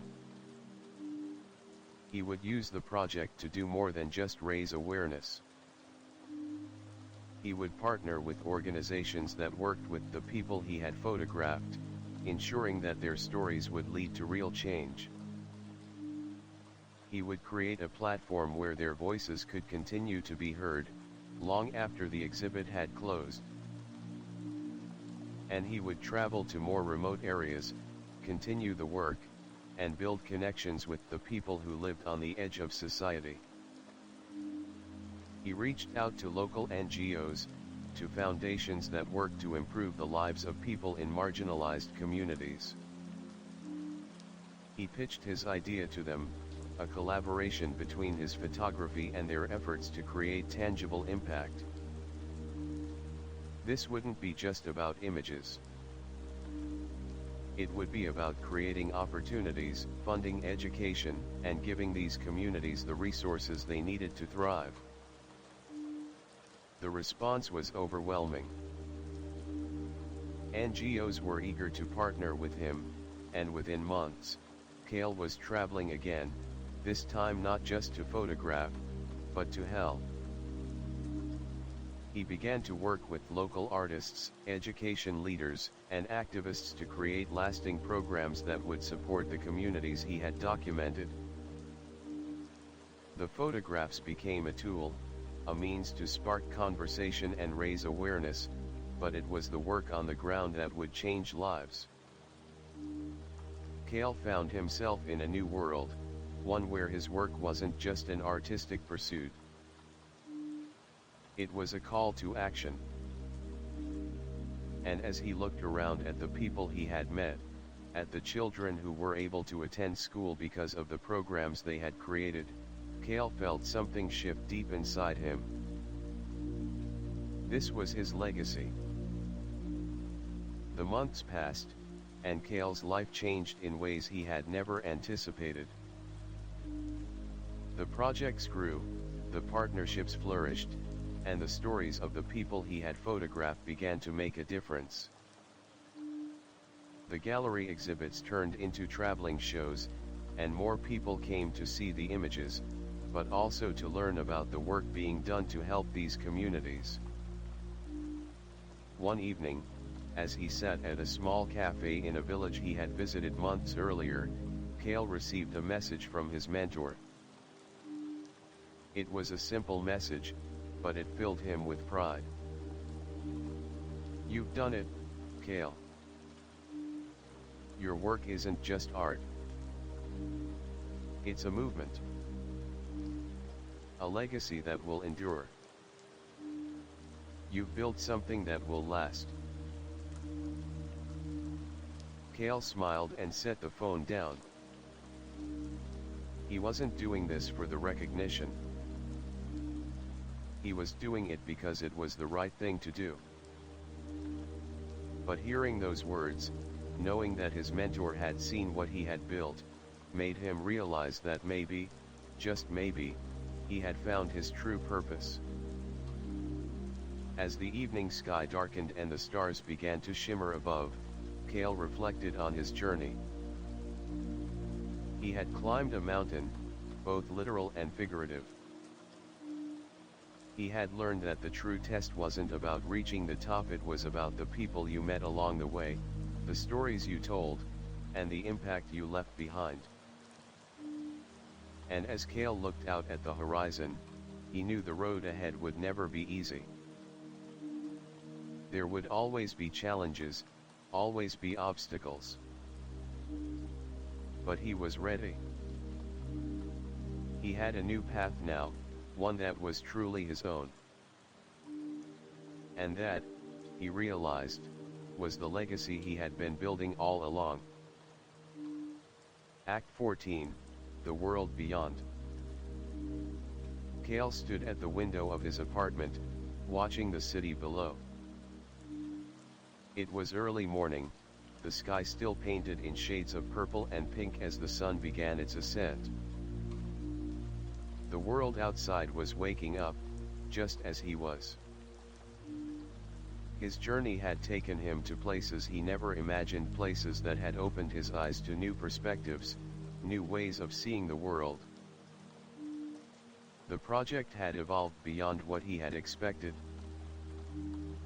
It wasn't just about photographs or distant landscapes, it was about creating something that would leave a lasting impact. He'd been traveling for months now, documenting stories, meeting people who had changed his life, and helping build real change in the communities he had visited. His photographs had become more than art, they had become a bridge between worlds, a way to connect people who had been separated by geography, by culture, and by time. But now, standing in front of the window, Cale realized something.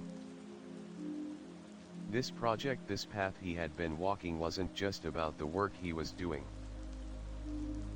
It was about the connections he was making, the relationships that were evolving, and the way those relationships were changing him. It had been a few weeks since he had returned from his latest trip. He had photographed a small, isolated community in the Andes, high in the mountains where the air was thin and the landscape stark. The people there had lived for generations without much contact with the outside world, and yet, in their isolation, they had preserved a culture and a way of life that was both ancient and beautiful. Cale had been humbled by their resilience. He had spent weeks with them, listening to their stories, learning about their traditions, and capturing their lives through his lens.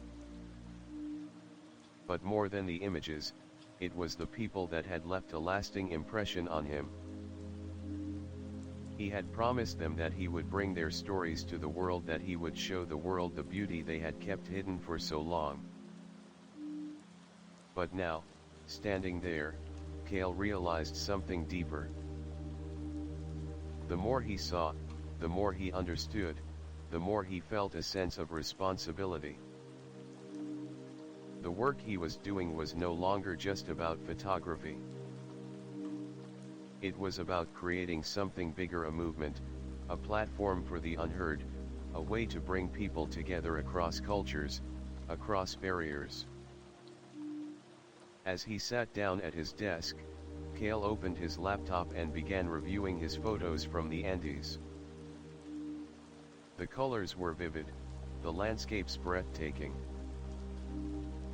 But it wasn't just the beauty of the mountains or the people that stood out, it was the strength in their eyes, the stories they carried within them.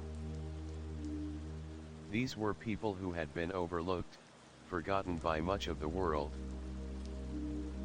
And now, through his lens, they were being seen.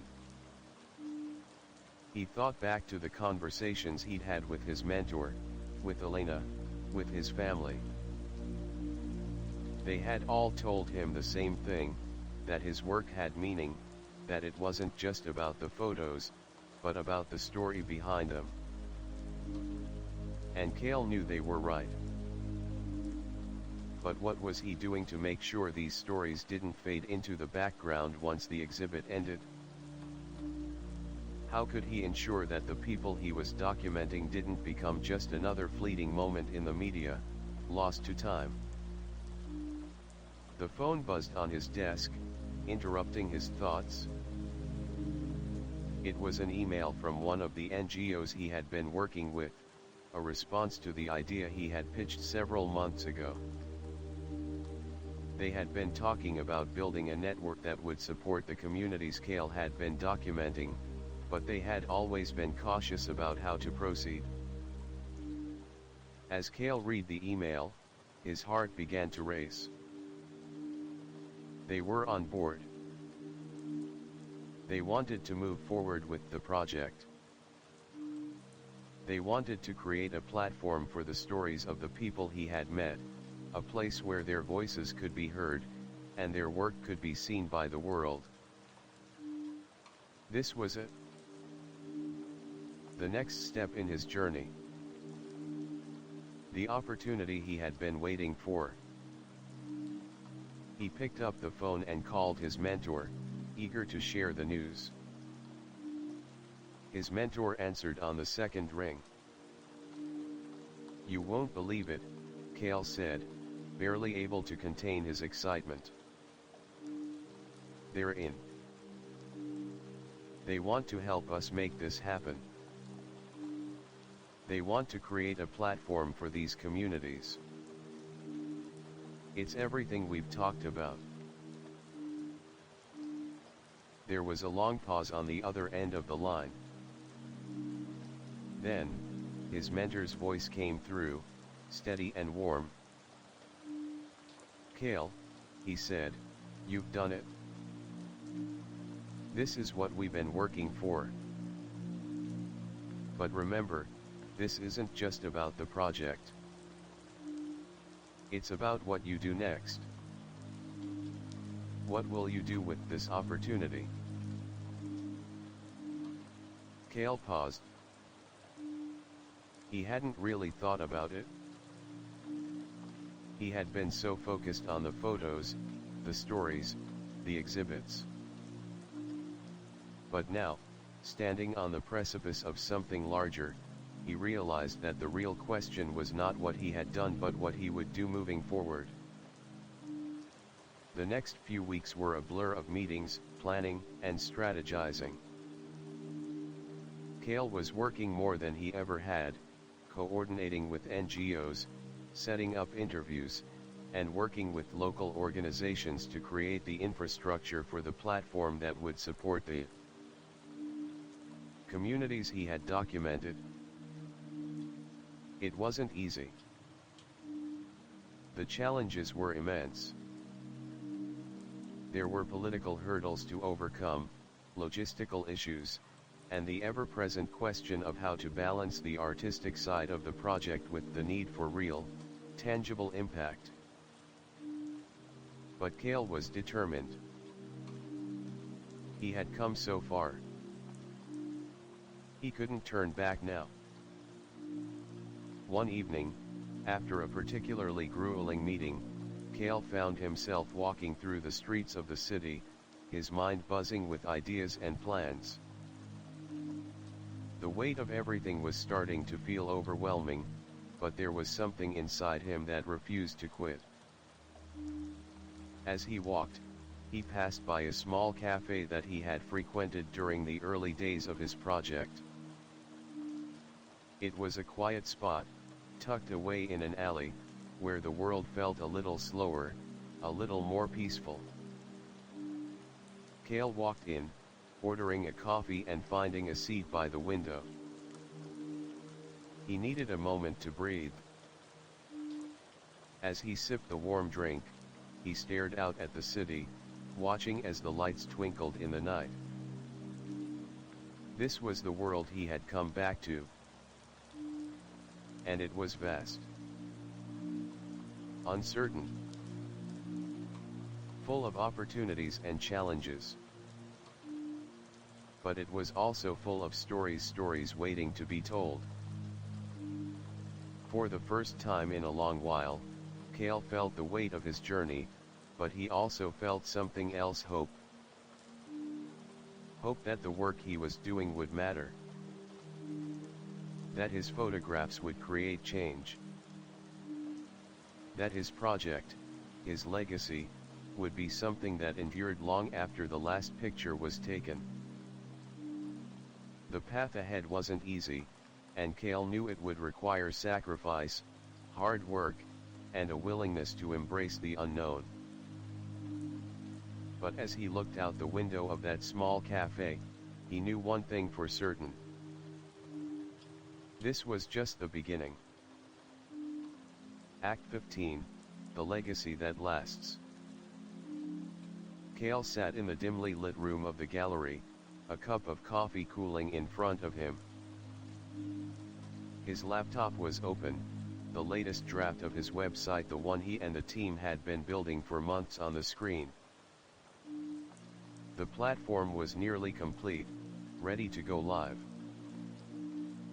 The purpose was clear: to showcase the stories of the communities he had photographed, to give them a voice, and to help create tangible change. But as Cale stared at the screen, a wave of doubt washed over him.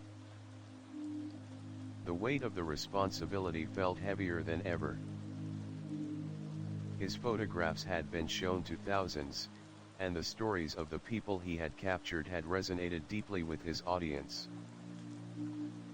Yet, he couldn't shake the feeling that something was missing. Something deeper than just a well-done project. This wasn't just about creating art anymore. This was about leaving behind something that mattered. Something that would make a difference for the people he had worked with. The project had grown into something beyond what he had imagined. It had taken on a life of its own, and with that came new challenges that Cale was only just beginning to understand. It wasn't long before the first test of the platform came. The launch was planned for the following month, but a local newspaper had gotten wind of the project and asked to feature it in a special issue. Cale had agreed, knowing that this would be an important moment both for the platform and for the people he had documented. The interview would focus on the mission of the project, but it would also delve deeper into Cale's personal story, the journey, the mountain, the struggles, and the reasons behind his decision to focus on these forgotten communities. On the morning of the interview, Cale arrived at the small cafe where he had agreed to meet the journalist. He was nervous, but more than that, he felt a sense of anticipation. The weight of the project was beginning to feel real in a way it hadn't before. He walked inside, scanning the room for the journalist. A woman with dark hair, glasses, and a notebook in her hand stood up and waved him over. Her name was Clara, and she was the senior reporter for a local news outlet that had a large readership. "Cale, right?" she asked as he approached. "I've heard so much about your work. I'm really excited to hear more about your journey." Cale smiled, trying to push away the nerves. "Thanks for meeting with me." They sat down, and Clara immediately got to work, asking Cale to recount his experiences, the origins of the project, and the motivations that had pushed him to embark on this path. As Cale spoke, he realized how much had changed in him since he first started the project. The passion he had once felt for photography was still there, but it had evolved into something more. It had become a mission, a calling to make a real impact. Clara listened intently, jotting down notes as Cale talked about his travels, the stories he had captured, and the people who had inspired him. She asked deep, probing questions, challenging Cale to think about the consequences of his work. She wasn't just interested in the success of the project. She wanted to know how Cale would handle the challenges that lay ahead, the pressure, the responsibility, and the risk of failing to truly change anything. Cale paused for a moment, considering her words. He had thought about the long-term impact of his work, of course. But now, sitting across from Clara, he realized just how much of his own journey had been tied to this project. He wasn't just creating art. He was building a bridge, one that could connect people across cultures, across distances, and across histories. But what would happen when the project was over? When the last photo was hung on a wall, when the last article was written, when the last person came to the exhibit? What kind of legacy would he leave behind? Would the work he had done have any lasting impact, or would it fade into the background like so many other good intentions? As the interview came to an end, Clara asked one final question that stuck with Cale long after he left the cafe. Cale, what do you want people to remember about this project in 10 years? When they look back on it, what will they say? He thought about it for a moment. It was a difficult question. He didn't want people to just remember the photos or the faces in them. He didn't want the project to be a flash in the pan, a passing trend that lost its meaning as time passed. I want them to remember the stories, Cale said quietly. I want them to remember the people I photographed, the places I visited, and the lives that they led. I want this project to be about them, not about me. I want it to create lasting change, to open doors and build connections that didn't exist before.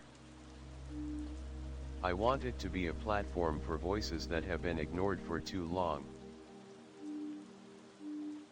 As he walked back to his apartment later that afternoon, Cale's mind was still spinning from the interview. Clara's question had unsettled him in a way he hadn't expected. What did he want people to remember? It was easy to get caught up in the day-to-day work, in the small victories and challenges. But now, with Clara's words in his head, he understood that this wasn't just about the here and now. It was about the future. It was about building something that would endure. Cale sat down at his desk, staring at the photos on his screen.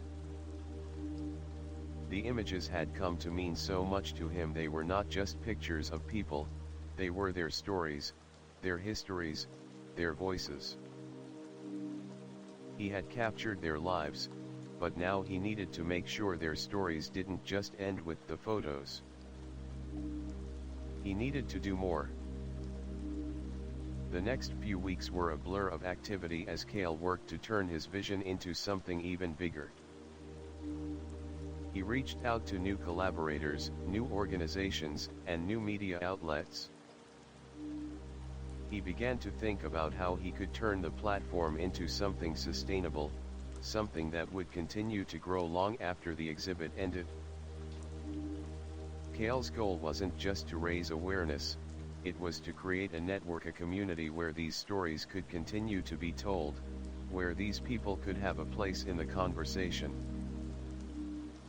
He worked tirelessly to secure funding, to build partnerships, and to reach out to those who could amplify the voices of the communities he had photographed.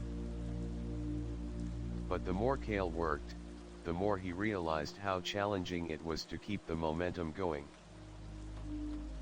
The pressure of building something that could endure, that could leave a lasting impact, weighed heavily on him. It was easy to feel overwhelmed, easy to want to quit and go back to the simpler life he had known before, the life where he had only to worry about his camera and the stories he captured. But Cale couldn't turn back. He had seen too much. He had learned too much. And now, he understood the importance of his work in a way he hadn't before. One evening, while working late in his apartment, Cale received a call. It was Elena. She had been following his progress and had seen the article about the project. "I'm proud of you," she said, her voice warm but serious. "You're doing something important, Cale. But I think you need to remember why you started this. Don't let the pressure of it all take away the meaning. You have the chance to create something that will last, but only if you stay true to what matters." Her words resonated deeply with Cale. He had gotten caught up in the scale of the project, in the expectations, in the desire to make a real impact. But in the end, it wasn't the size of the platform or the number of stories he told that mattered. It was the people behind those stories. It was about giving them a voice and letting that voice be heard for as long as it could echo. As Cale stood in front of his computer the next morning, staring at the progress he had made, he felt a renewed sense of purpose. He wasn't just building a project. He was building a legacy. A legacy that would outlast him, that would continue to tell the stories of the people who had trusted him with their lives. And that, Cale realized, was the true meaning of the journey. Act 16, the end of one journey, the beginning of another. Cale stood on the stage, the bright lights of the gallery shining down on him. The exhibit had just opened, and the room was filled with people, artists, philanthropists, journalists, and those who had followed the project from its inception. Cale had spent months working toward this moment, but as he looked out over the crowd, he felt a sense of awe and disbelief. This was it, the culmination of everything he had worked for. The project, the photographs, the platform, all of it had led to this night. The stories he had captured, the lives he had documented, were now on display for the world to see. And yet, as Cale stood there, he realized something. This moment, this exhibit, was just the beginning. It wasn't the end of the journey. Not by a long shot. The gallery was buzzing with conversation, the hum of voices filling the air as people moved from one photograph to the next. Cale watched them, observing their reactions. Some stopped to take in the images, their faces softening as they looked at the portraits of the people he had photographed, faces that had been overlooked for so long. Others lingered in front of the large display screens that told the stories behind the photos, stories of survival, of resilience, of hope. It was everything Cale had hoped for. But something inside him felt unsettled. The exhibit was a success, the stories were being shared, but he knew that his work was far from done. He glanced at the large photograph in front of him, the one that had become the centerpiece of the exhibit. It was a portrait of an elderly woman, standing in the doorway of her home in the Andes, a worn scarf wrapped around her shoulders, her eyes filled with wisdom and strength. The photo was beautiful, but it wasn't just about the image. It was about what the woman represented, what all the people Kale had photographed represented. They were survivors, they were fighters, they were people who had endured unimaginable hardships and still carried their stories with grace. But how could he ensure that these stories didn't fade away once the exhibit was over? As the night wore on, Kale found himself lost in thought, contemplating the future of the project. He had built something incredible, something that had the power to change lives, but there was still so much more to do. The exhibit, the platform, it was just one piece of a much larger puzzle. He had set out to give a voice to the voiceless, to bring attention to the communities that had been forgotten. But now, he realized, he needed to do more than just document their lives. He needed to find a way to create lasting change, a way to ensure that these stories didn't just live in galleries and websites, but in the real world. After the event, Kale returned to his apartment, his mind racing with ideas. The success of the exhibit was still fresh in his mind, but the questions that had been lingering in the back of his thoughts were now at the forefront. What was next? How could he take the work he had done and turn it into something that would truly make a difference? He opened his laptop, scrolling through emails and messages from people who had attended the exhibit. There were offers for collaborations, inquiries from organizations wanting to partner with him, and messages of gratitude from individuals whose lives had been impacted by the stories he had shared. But Kale knew that the work didn't end with the exhibit. It was only the beginning.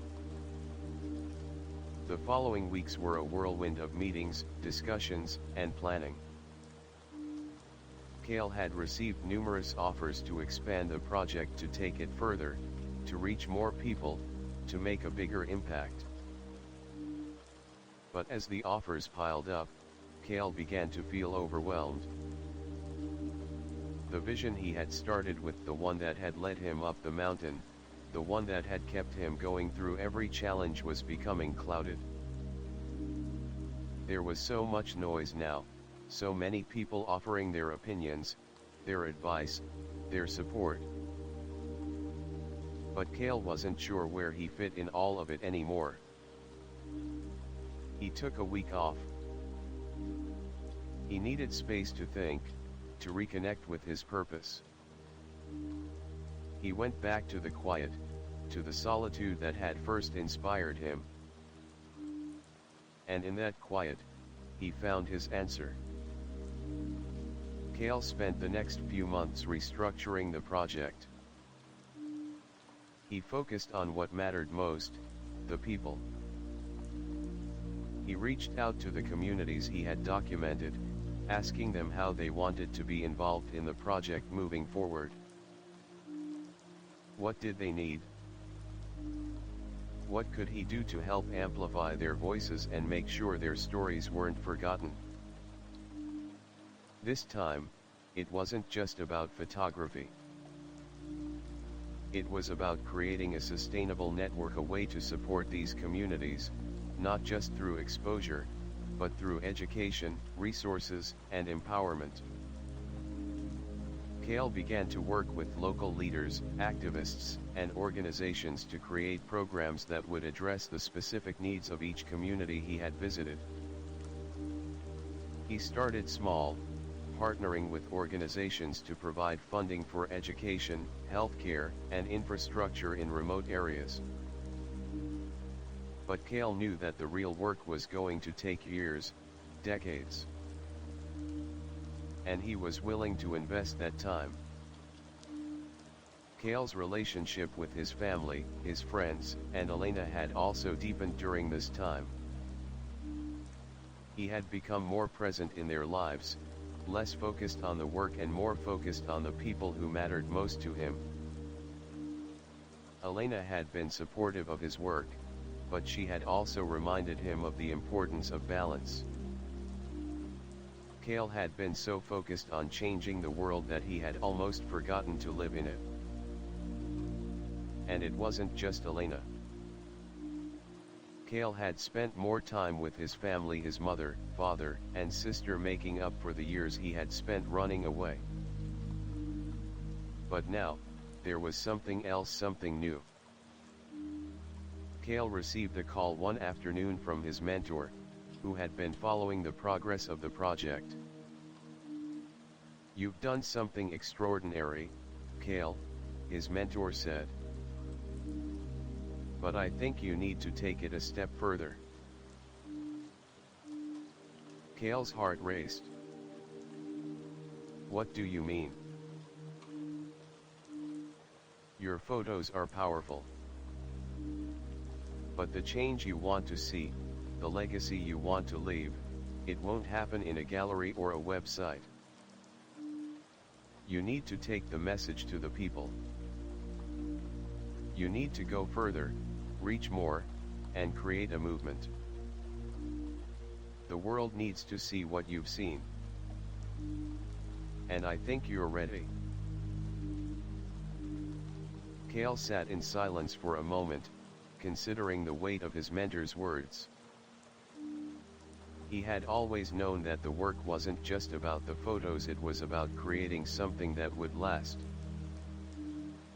But now, he realized that he had to go beyond the work he had done so far. He had to take his message to the world. The next chapter of Cale's journey was about to begin, but this time, he wasn't alone.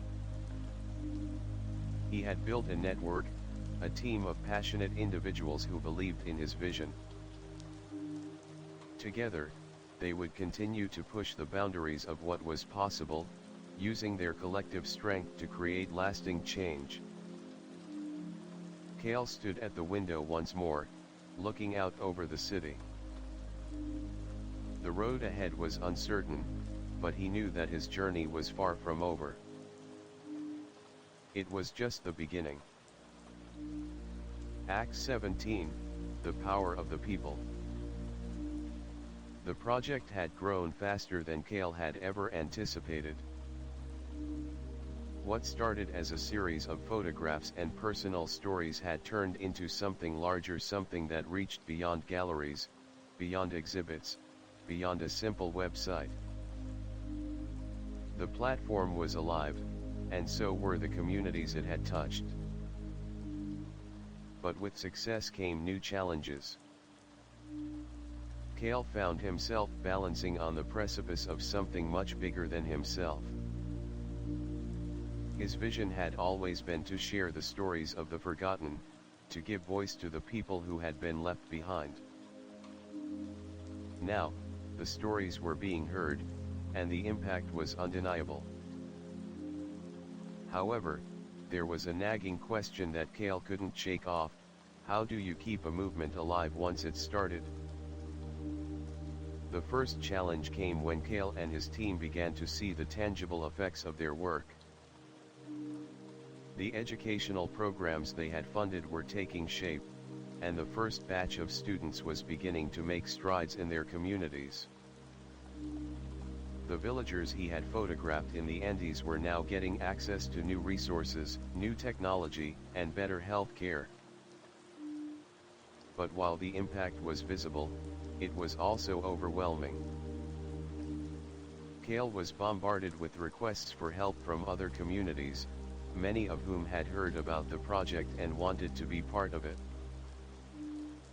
They were reaching out, eager to have their voices heard as well, and Cale's team was struggling to keep up with the demand.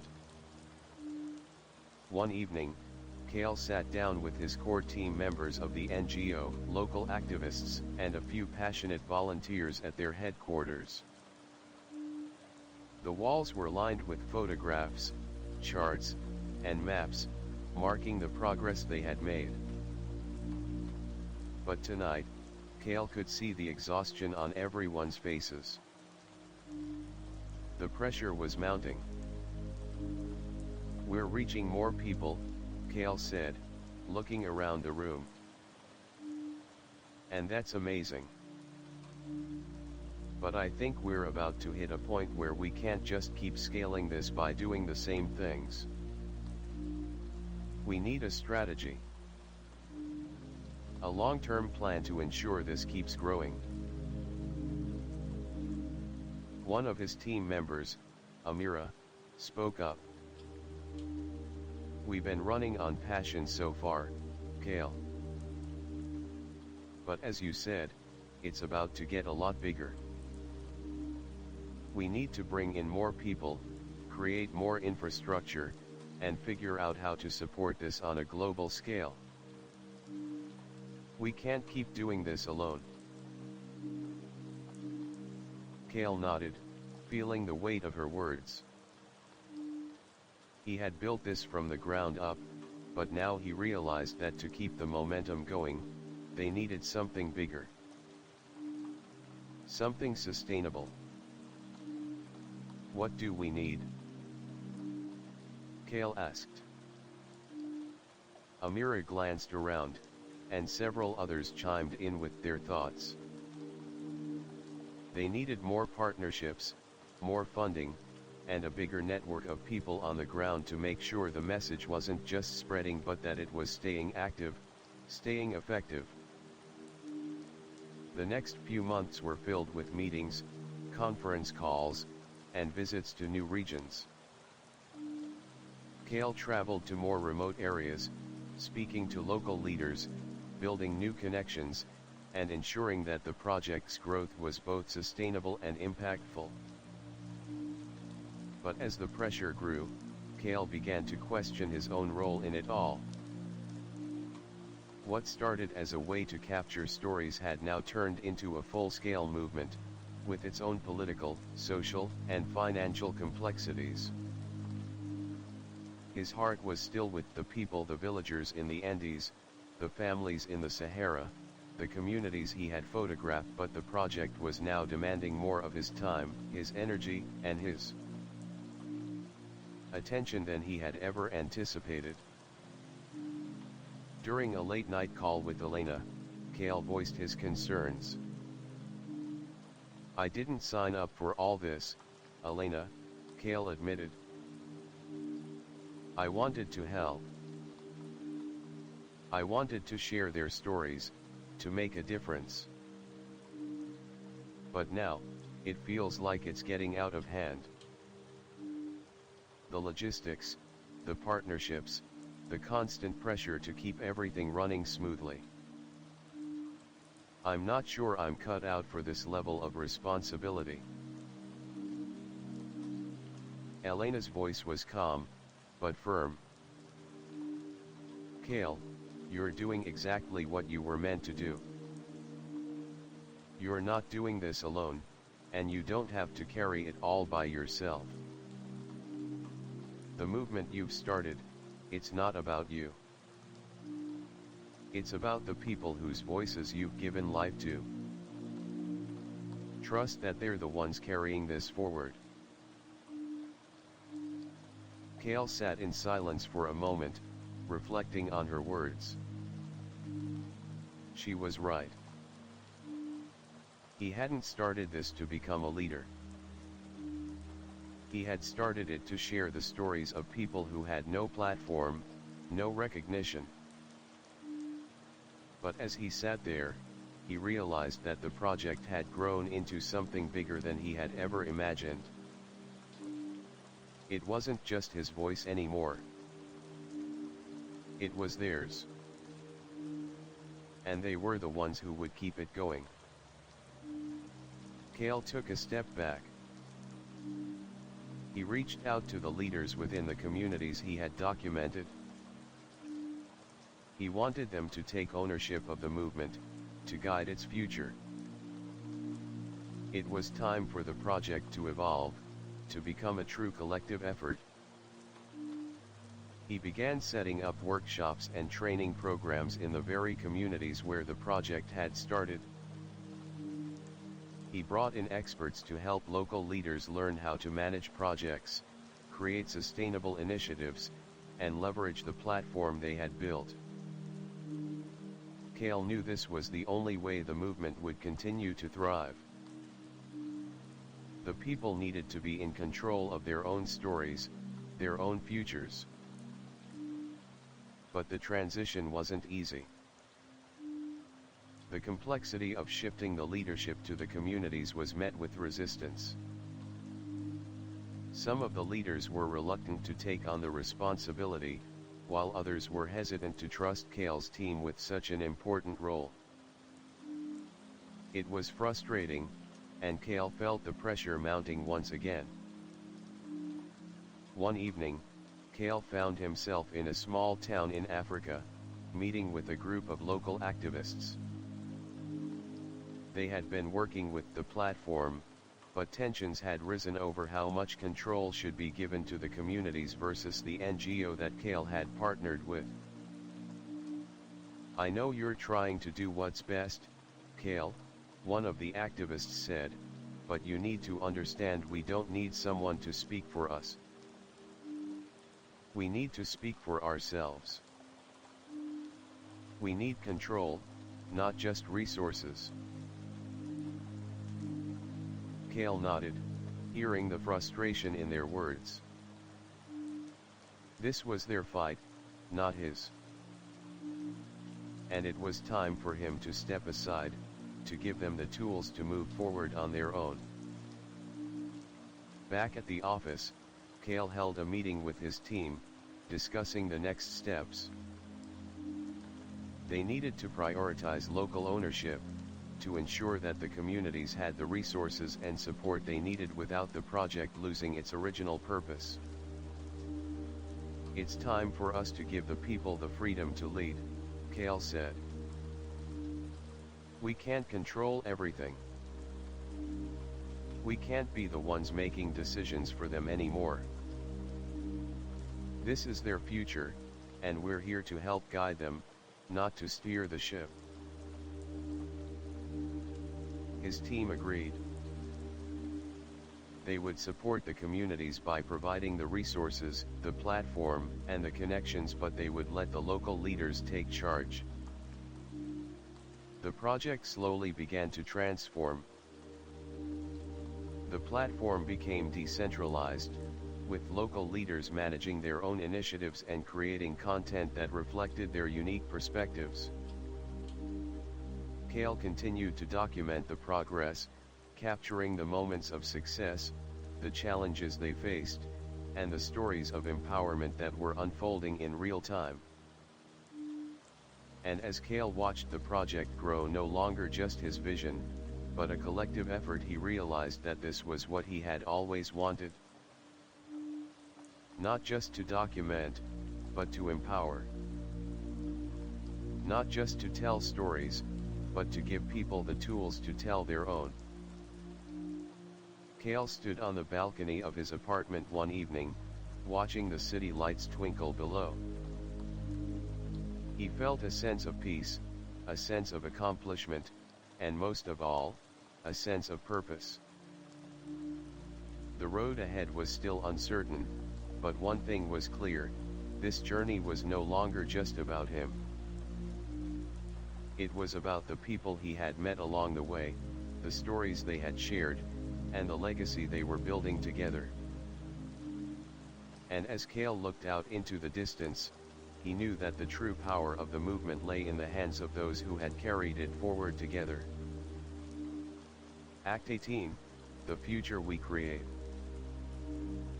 The early mornings in the small office were quiet, save for the soft hum of computers and the occasional chatter of Cale's team as they worked together on the next phase of the project. The global platform they had built had reached new heights, and now, it was time for Cale to focus on the next stage, ensuring the sustainability of the movement. He had been traveling less, no longer the central figure in every decision. The communities that had once been at the heart of his photos were now the driving force behind the project. They were beginning to lead their own initiatives, shaping their future in ways that Cale had never imagined. And yet, the responsibility still weighed on him. He couldn't simply step away. This was still his mission, his legacy. But now, the world was watching. The real work was beginning. One afternoon, as Cale sat reviewing data on the impact of their projects, Amira, one of his core team members, walked into his office, looking more serious than usual. "We need to talk," she said, sitting down across from him. "There are some issues that have come up with the new expansion project in Southeast Asia. Some communities are not fully on board with the transition, and others are struggling to keep up with the expectations that we set for them. We need a strategy to address this." Cale's brow furrowed as he listened. The project's growth had been rapid, but it was clear that not every community was ready for the change. While some were embracing the autonomy, others were feeling overwhelmed by the resources, expectations, and new responsibilities.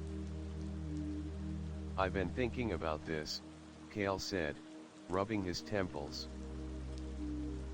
"Maybe we need to scale back, focus on a few key communities where we can make a real impact, and then slowly expand from there. We need to make sure we're not pushing too fast." Amira nodded. "Exactly. We need to slow down and ensure that the systems we've set up are sustainable. There's no use in growing the platform if we can't support it properly." Over the next few weeks, Cale worked closely with his team, reassessing their strategies and refocusing on the core values that had started the project. He visited communities that had struggled with the transition, sitting down with local leaders to hear their concerns and frustrations. He listened, truly listened, to the challenges they were facing, acknowledging that, while the vision was important, it needed to align with the local realities. Cale also spent more time working on partnerships with other organizations to offer technical and educational resources. The project had started as a means to raise awareness, but it had grown into something much more complicated, something that required deep, consistent effort to maintain and nurture. As he sat down with one of the local leaders in a small village in Southeast Asia, Cale began to see just how much more was needed. The photo exhibitions, the media coverage, those were important, but they couldn't solve the root problems of poverty, education, and lack of access to opportunities. Real change required collaboration, investment, and a commitment to long-term growth. Meanwhile, Elena had returned from her own travels, and she sat with Cale one evening in the apartment they shared. She had been following the progress of the project from a distance, helping with outreach, but now that she was back, she had her own thoughts about where things were heading. "I think you're on the right path," she said, her voice steady. "But you can't do it all alone. You've built something amazing, but you need to give the people you're helping the tools to manage this themselves. They need to lead their own movement, not just follow yours." Cale took a deep breath. "I know. I've been thinking about that a lot. Maybe it's time to focus on creating a system of support, rather than just expanding the reach. I've been so focused on building it up, I forgot the most important part: sustainability. Elena smiled gently. It's easy to get caught up in the excitement of something new. But the world doesn't need another top-down project. It needs something that lasts. Something built from the ground up. Cale nodded, feeling a sense of relief. Elena had always been his anchor, grounding him when he needed it most. She was right. It wasn't about building something that was just big, it was about building something that could stand the test of time. As the weeks passed, Cale and his team began to refocus on the foundations of the project. They began to involve more local leaders in the decision-making process, ensuring that each community had a voice in shaping their future.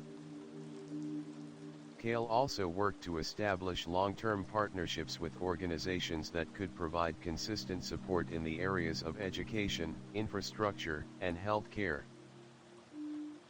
The platform, which had once been just a digital space for showcasing stories, began to evolve into a resource hub for the communities themselves. They provided access to grants, training programs, and tools that allowed local leaders to continue driving their own initiatives. Despite the progress, challenges still arose. As Cale and his team ventured into new areas, they encountered resistance. Not everyone agreed with the project's vision. Some people saw it as an outside force trying to impose its will, while others were wary of change altogether. But Cale wasn't discouraged. He had learned from the people he had worked with their resilience, their ability to adapt, their willingness to fight for their future. The road ahead was never going to be easy. There would always be obstacles, but Cale knew that the only way to truly make an impact was to stay committed. To show up, day after day, even when it seemed like progress was slow. One evening, as Cale sat on a balcony overlooking the city, he reflected on how far he had come. The photo exhibitions had turned into something bigger, more impactful. The communities he had photographed, those who had once been invisible, were now taking charge of their own destinies. They had their own platforms, their own voices, and their own stories to tell. It was a powerful feeling, knowing that the project wasn't just about him anymore. It was about something much larger, a movement that was taking shape across the world, one story at a time. But as Cale looked out over the horizon, he knew that the work was far from over. The next phase of the journey was about ensuring that the movement continued to grow, that it stayed true to its roots, and that it created lasting change for those who needed it most. The world was watching, and Cale was ready. Act 19, The Change We Make.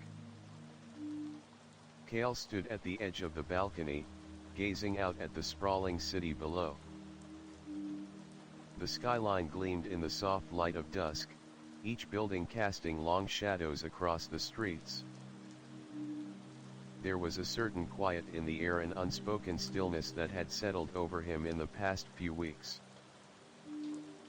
As much as he had accomplished, the weight of what still needed to be done pressed heavily on his chest. The platform he had created had grown beyond anything he had ever imagined. The stories of the communities he had documented were being told, their voices amplified in ways he had never thought possible. But now, with the world watching, Cale realized that the true challenge wasn't just sharing their stories, it was ensuring that the change he had promised would be sustainable, that the people he had worked with wouldn't be left behind once the spotlight moved on. The following months brought with them new responsibilities. Kale had established a robust network of local leaders, activists, and NGOs that were working together to drive change, but the complexities of managing such a widespread initiative were starting to show. As the project expanded into new regions, the challenges of keeping it all together became more apparent. What worked in one community didn't always work in another, and the resources needed to sustain growth often fell short. One afternoon, as Kale sat with Amira in the conference room, the weight of the problem became clear. "We've built a great foundation," Amira said, tapping her pen on the table, "but we're hitting a point where we need to think long-term. How do we keep the momentum going? We need a structure that can support this movement in every community we've touched." Kale nodded, his fingers tracing the edge of the table. "I know. I've been thinking about that a lot. This can't just be a flash-in-the-pan success. We need a sustainable model, something that doesn't rely on me or any single person. This movement needs to stand on its own legs." Amira's eyes lit up with an idea. "What if we created a fund? Something that could be directed towards community-led initiatives. A way to empower people to continue building their own future without needing constant outside intervention." Kale thought about it for a moment.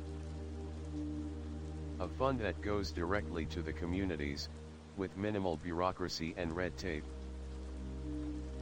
It could be managed locally, with the people who understand the needs the best. The idea of creating a fund was appealing, but it also presented its own set of challenges. How would they ensure that the money was used effectively? How would they ensure transparency and accountability? Kale knew that he couldn't manage it all from the top down, but at the same time, he didn't want the movement to lose its integrity in the process.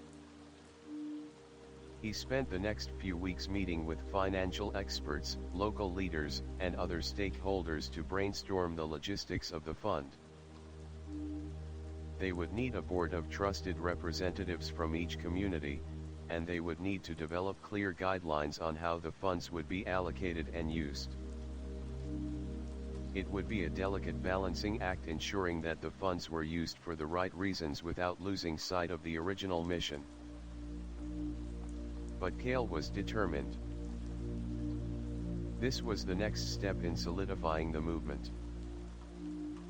It wasn't enough to just tell stories, they needed to ensure that the communities had the resources to make lasting change.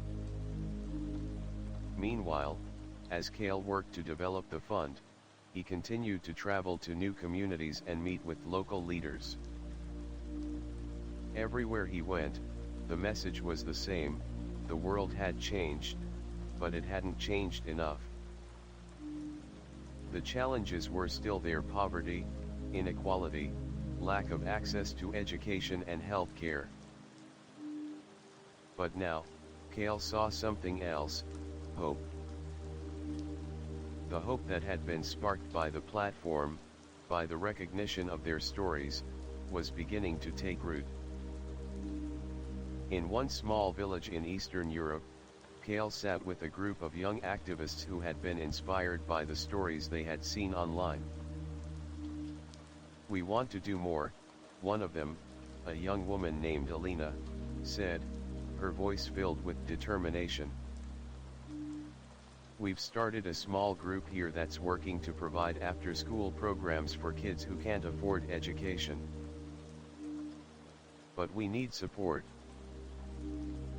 We need more resources." Kale listened as they explained their plans. They had the drive, the passion, but they lacked the resources to scale their efforts. If we had access to funding, we could do so much more, Alina said. Cale could see the potential in their work. They were ready to take the next step, but they needed the tools to get there. And he knew that the fund, once it was established, could be the solution. As the days passed, Cale began to feel the weight of his role in a different way. His journey had started as a personal quest to tell stories, to give voice to the forgotten. But now, as the project grew, he realized that it was no longer just about him. It was about the people, the activists, the leaders, the communities who were taking ownership of their own stories and their own futures. But with this realization came another challenge: Cale's place in the movement. His role had shifted from being the center of attention to being a facilitator, a supporter. He no longer felt the same pull to be in the spotlight. He was content to work behind the scenes, ensuring that the resources, the tools, and the connections were there for the communities that needed them. One evening, Cale sat down with Elena, who had been by his side through all of this. They sat together in their small apartment, the city lights twinkling below. "I've been thinking," Cale said, his voice soft, "about where I fit into all of this. The movement, the platform. I've always been at the center of it. But now, I think it's time for the spotlight to be on them. The communities. The people we're working with."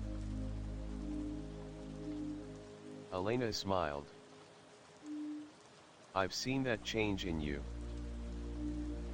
You're not trying to lead the movement anymore. You're giving them the tools to lead themselves. That's real leadership, Cale." Cale nodded, feeling a sense of peace. It was true. The work he had done, the platform he had built, was never about him. It was about creating a foundation where people could stand up, be heard, and take charge of their own futures. As Cale reflected on the journey so far, he realized that the true impact of the project wasn't in the photos or the stories, it was in the ripple effect it had created. The people he had worked with, the stories he had shared, had inspired a movement. And that movement, now in the hands of those it was meant to serve, was something that would continue to grow long after the exhibit was gone, long after the media stopped covering it. The road ahead wasn't going to be easy. There would always be new challenges, new obstacles. But Cale was ready for them. He had built something bigger than himself, something that would last. And as he stood there, looking out at the city, he felt a sense of fulfillment he had never known before. This wasn't just a story he had told, it was a story that would continue to be written by the people who were now carrying it forward. The final act, the legacy we leave behind. Cale stood at the edge of the small hill, looking out at the expansive landscape below. The sun was just beginning to set, casting a golden hue over the land. He had come a long way since his journey first began, a journey that started with a simple idea and had grown into something far beyond his expectations. The project, the platform, the movement, it had all taken shape, not because of any one person, but because of the collective will of the communities he had worked with, the stories they had shared, and the changes they had made together. As Cale watched the light fade from the horizon, he thought about the years he had spent traveling, photographing, listening, and learning. He thought about the faces of the people he had met, each one carrying a story, a history, a truth that needed to be heard. And, in the end, they had been heard. They had been seen. And more importantly, they had been given the tools to create their own future. Cale had returned to the village where it all began. The one in the Andes where he had first met the elderly woman whose photograph had become the centerpiece of the project. The village had changed. It wasn't just the landscape that was different, it was the spirit of the people. They were no longer waiting for someone to come and help them. They were building their own schools, their own healthcare initiatives, and their own businesses. The community was thriving, not because of external intervention, but because of the empowerment they had received. Walking through the village, Cale was greeted by familiar faces. The young activists he had met years ago were now leading initiatives of their own. The children who had once walked miles to attend school were now learning in classrooms that Cale had helped fund. And the elderly woman, the one who had been the face of the project in the beginning, was still there, sitting in her doorway with a smile that lit up the whole village. "Cale," she said softly as he approached. "You have done what you promised. You have given us our voices, and we have made them heard." Cale smiled, kneeling beside her. "No, it was you. You've done it all. You've carried the message forward. I'm just glad I was able to be a part of it." As he continued his journey through the village, Cale was reminded of how far they had come. It hadn't been an easy road, and there had been moments of doubt, moments when it seemed like the project might not make it. But those moments were gone now. The movement was no longer his, it was theirs. Cale had stepped back from the forefront, allowing the communities to take the reins. And in doing so, he had discovered something that he had never expected: true leadership wasn't about being in charge. It was about supporting others, lifting them up, and watching them succeed on their own. Returning to the city, Cale spent the next few months reflecting on the path that had brought him here. The platform was now a global network, but its roots were in the people who had once been overlooked, ignored, and forgotten. They were now leading movements, telling their stories, and building a future that would last. He had created something that was bigger than himself, bigger than any one person or project. And that, Cale realized, was the true power of storytelling. It wasn't about capturing moments. It was about creating change, about using those moments to inspire others to act. The world had changed since Cale first started. People were more connected now, more aware of the issues that affected communities far beyond their own. The platform had become a symbol of that connection, a testament to the power of collective action and shared stories. But Cale also knew that this change wasn't something that could be measured in numbers or media coverage. It wasn't about how many views or likes the photos had received. It was about the real change that had happened in people's lives. The children who were going to school. The families who now had access to health care. The communities that were now self-sufficient, no longer waiting for help, but helping themselves. One evening, Cale sat in a quiet room, surrounded by photographs from his travels. The walls were lined with the faces of the people he had met, the people who had shaped his journey. The photos were no longer just images. They were memories, stories, and symbols of the journey they had all been on together. He thought about Elena, his family, the team that had worked with him, and the countless people who had believed in the project. They had all been part of this. He had done his part, but it was never just about him. Cale realized, as he looked at the photos, that the true legacy of the project wasn't the movement itself. It wasn't the stories, the photos, or the exhibits. The legacy was in the lives that had been changed. It was in the way people had taken control of their own futures, the way they had stepped forward and said, "We have a voice. We have a place in this world." And that, Cale knew, was the change he had made.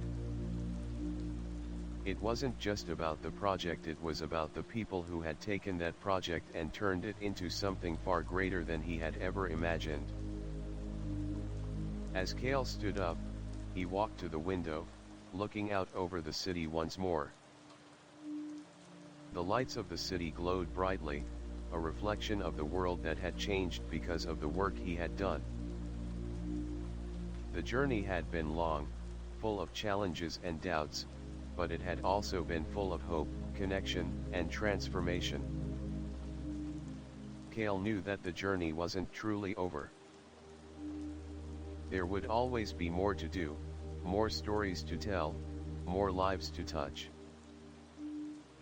But as he looked out at the horizon, he felt a sense of peace. He had made his mark on the world, but more importantly, he had helped others make theirs. The true legacy wasn't in the photos he had taken, but in the lives that had been changed. In the voices that had been heard. In the futures that had been built. And as Cale turned away from the window, he smiled. The world was different now. And that, he realized, was all that mattered.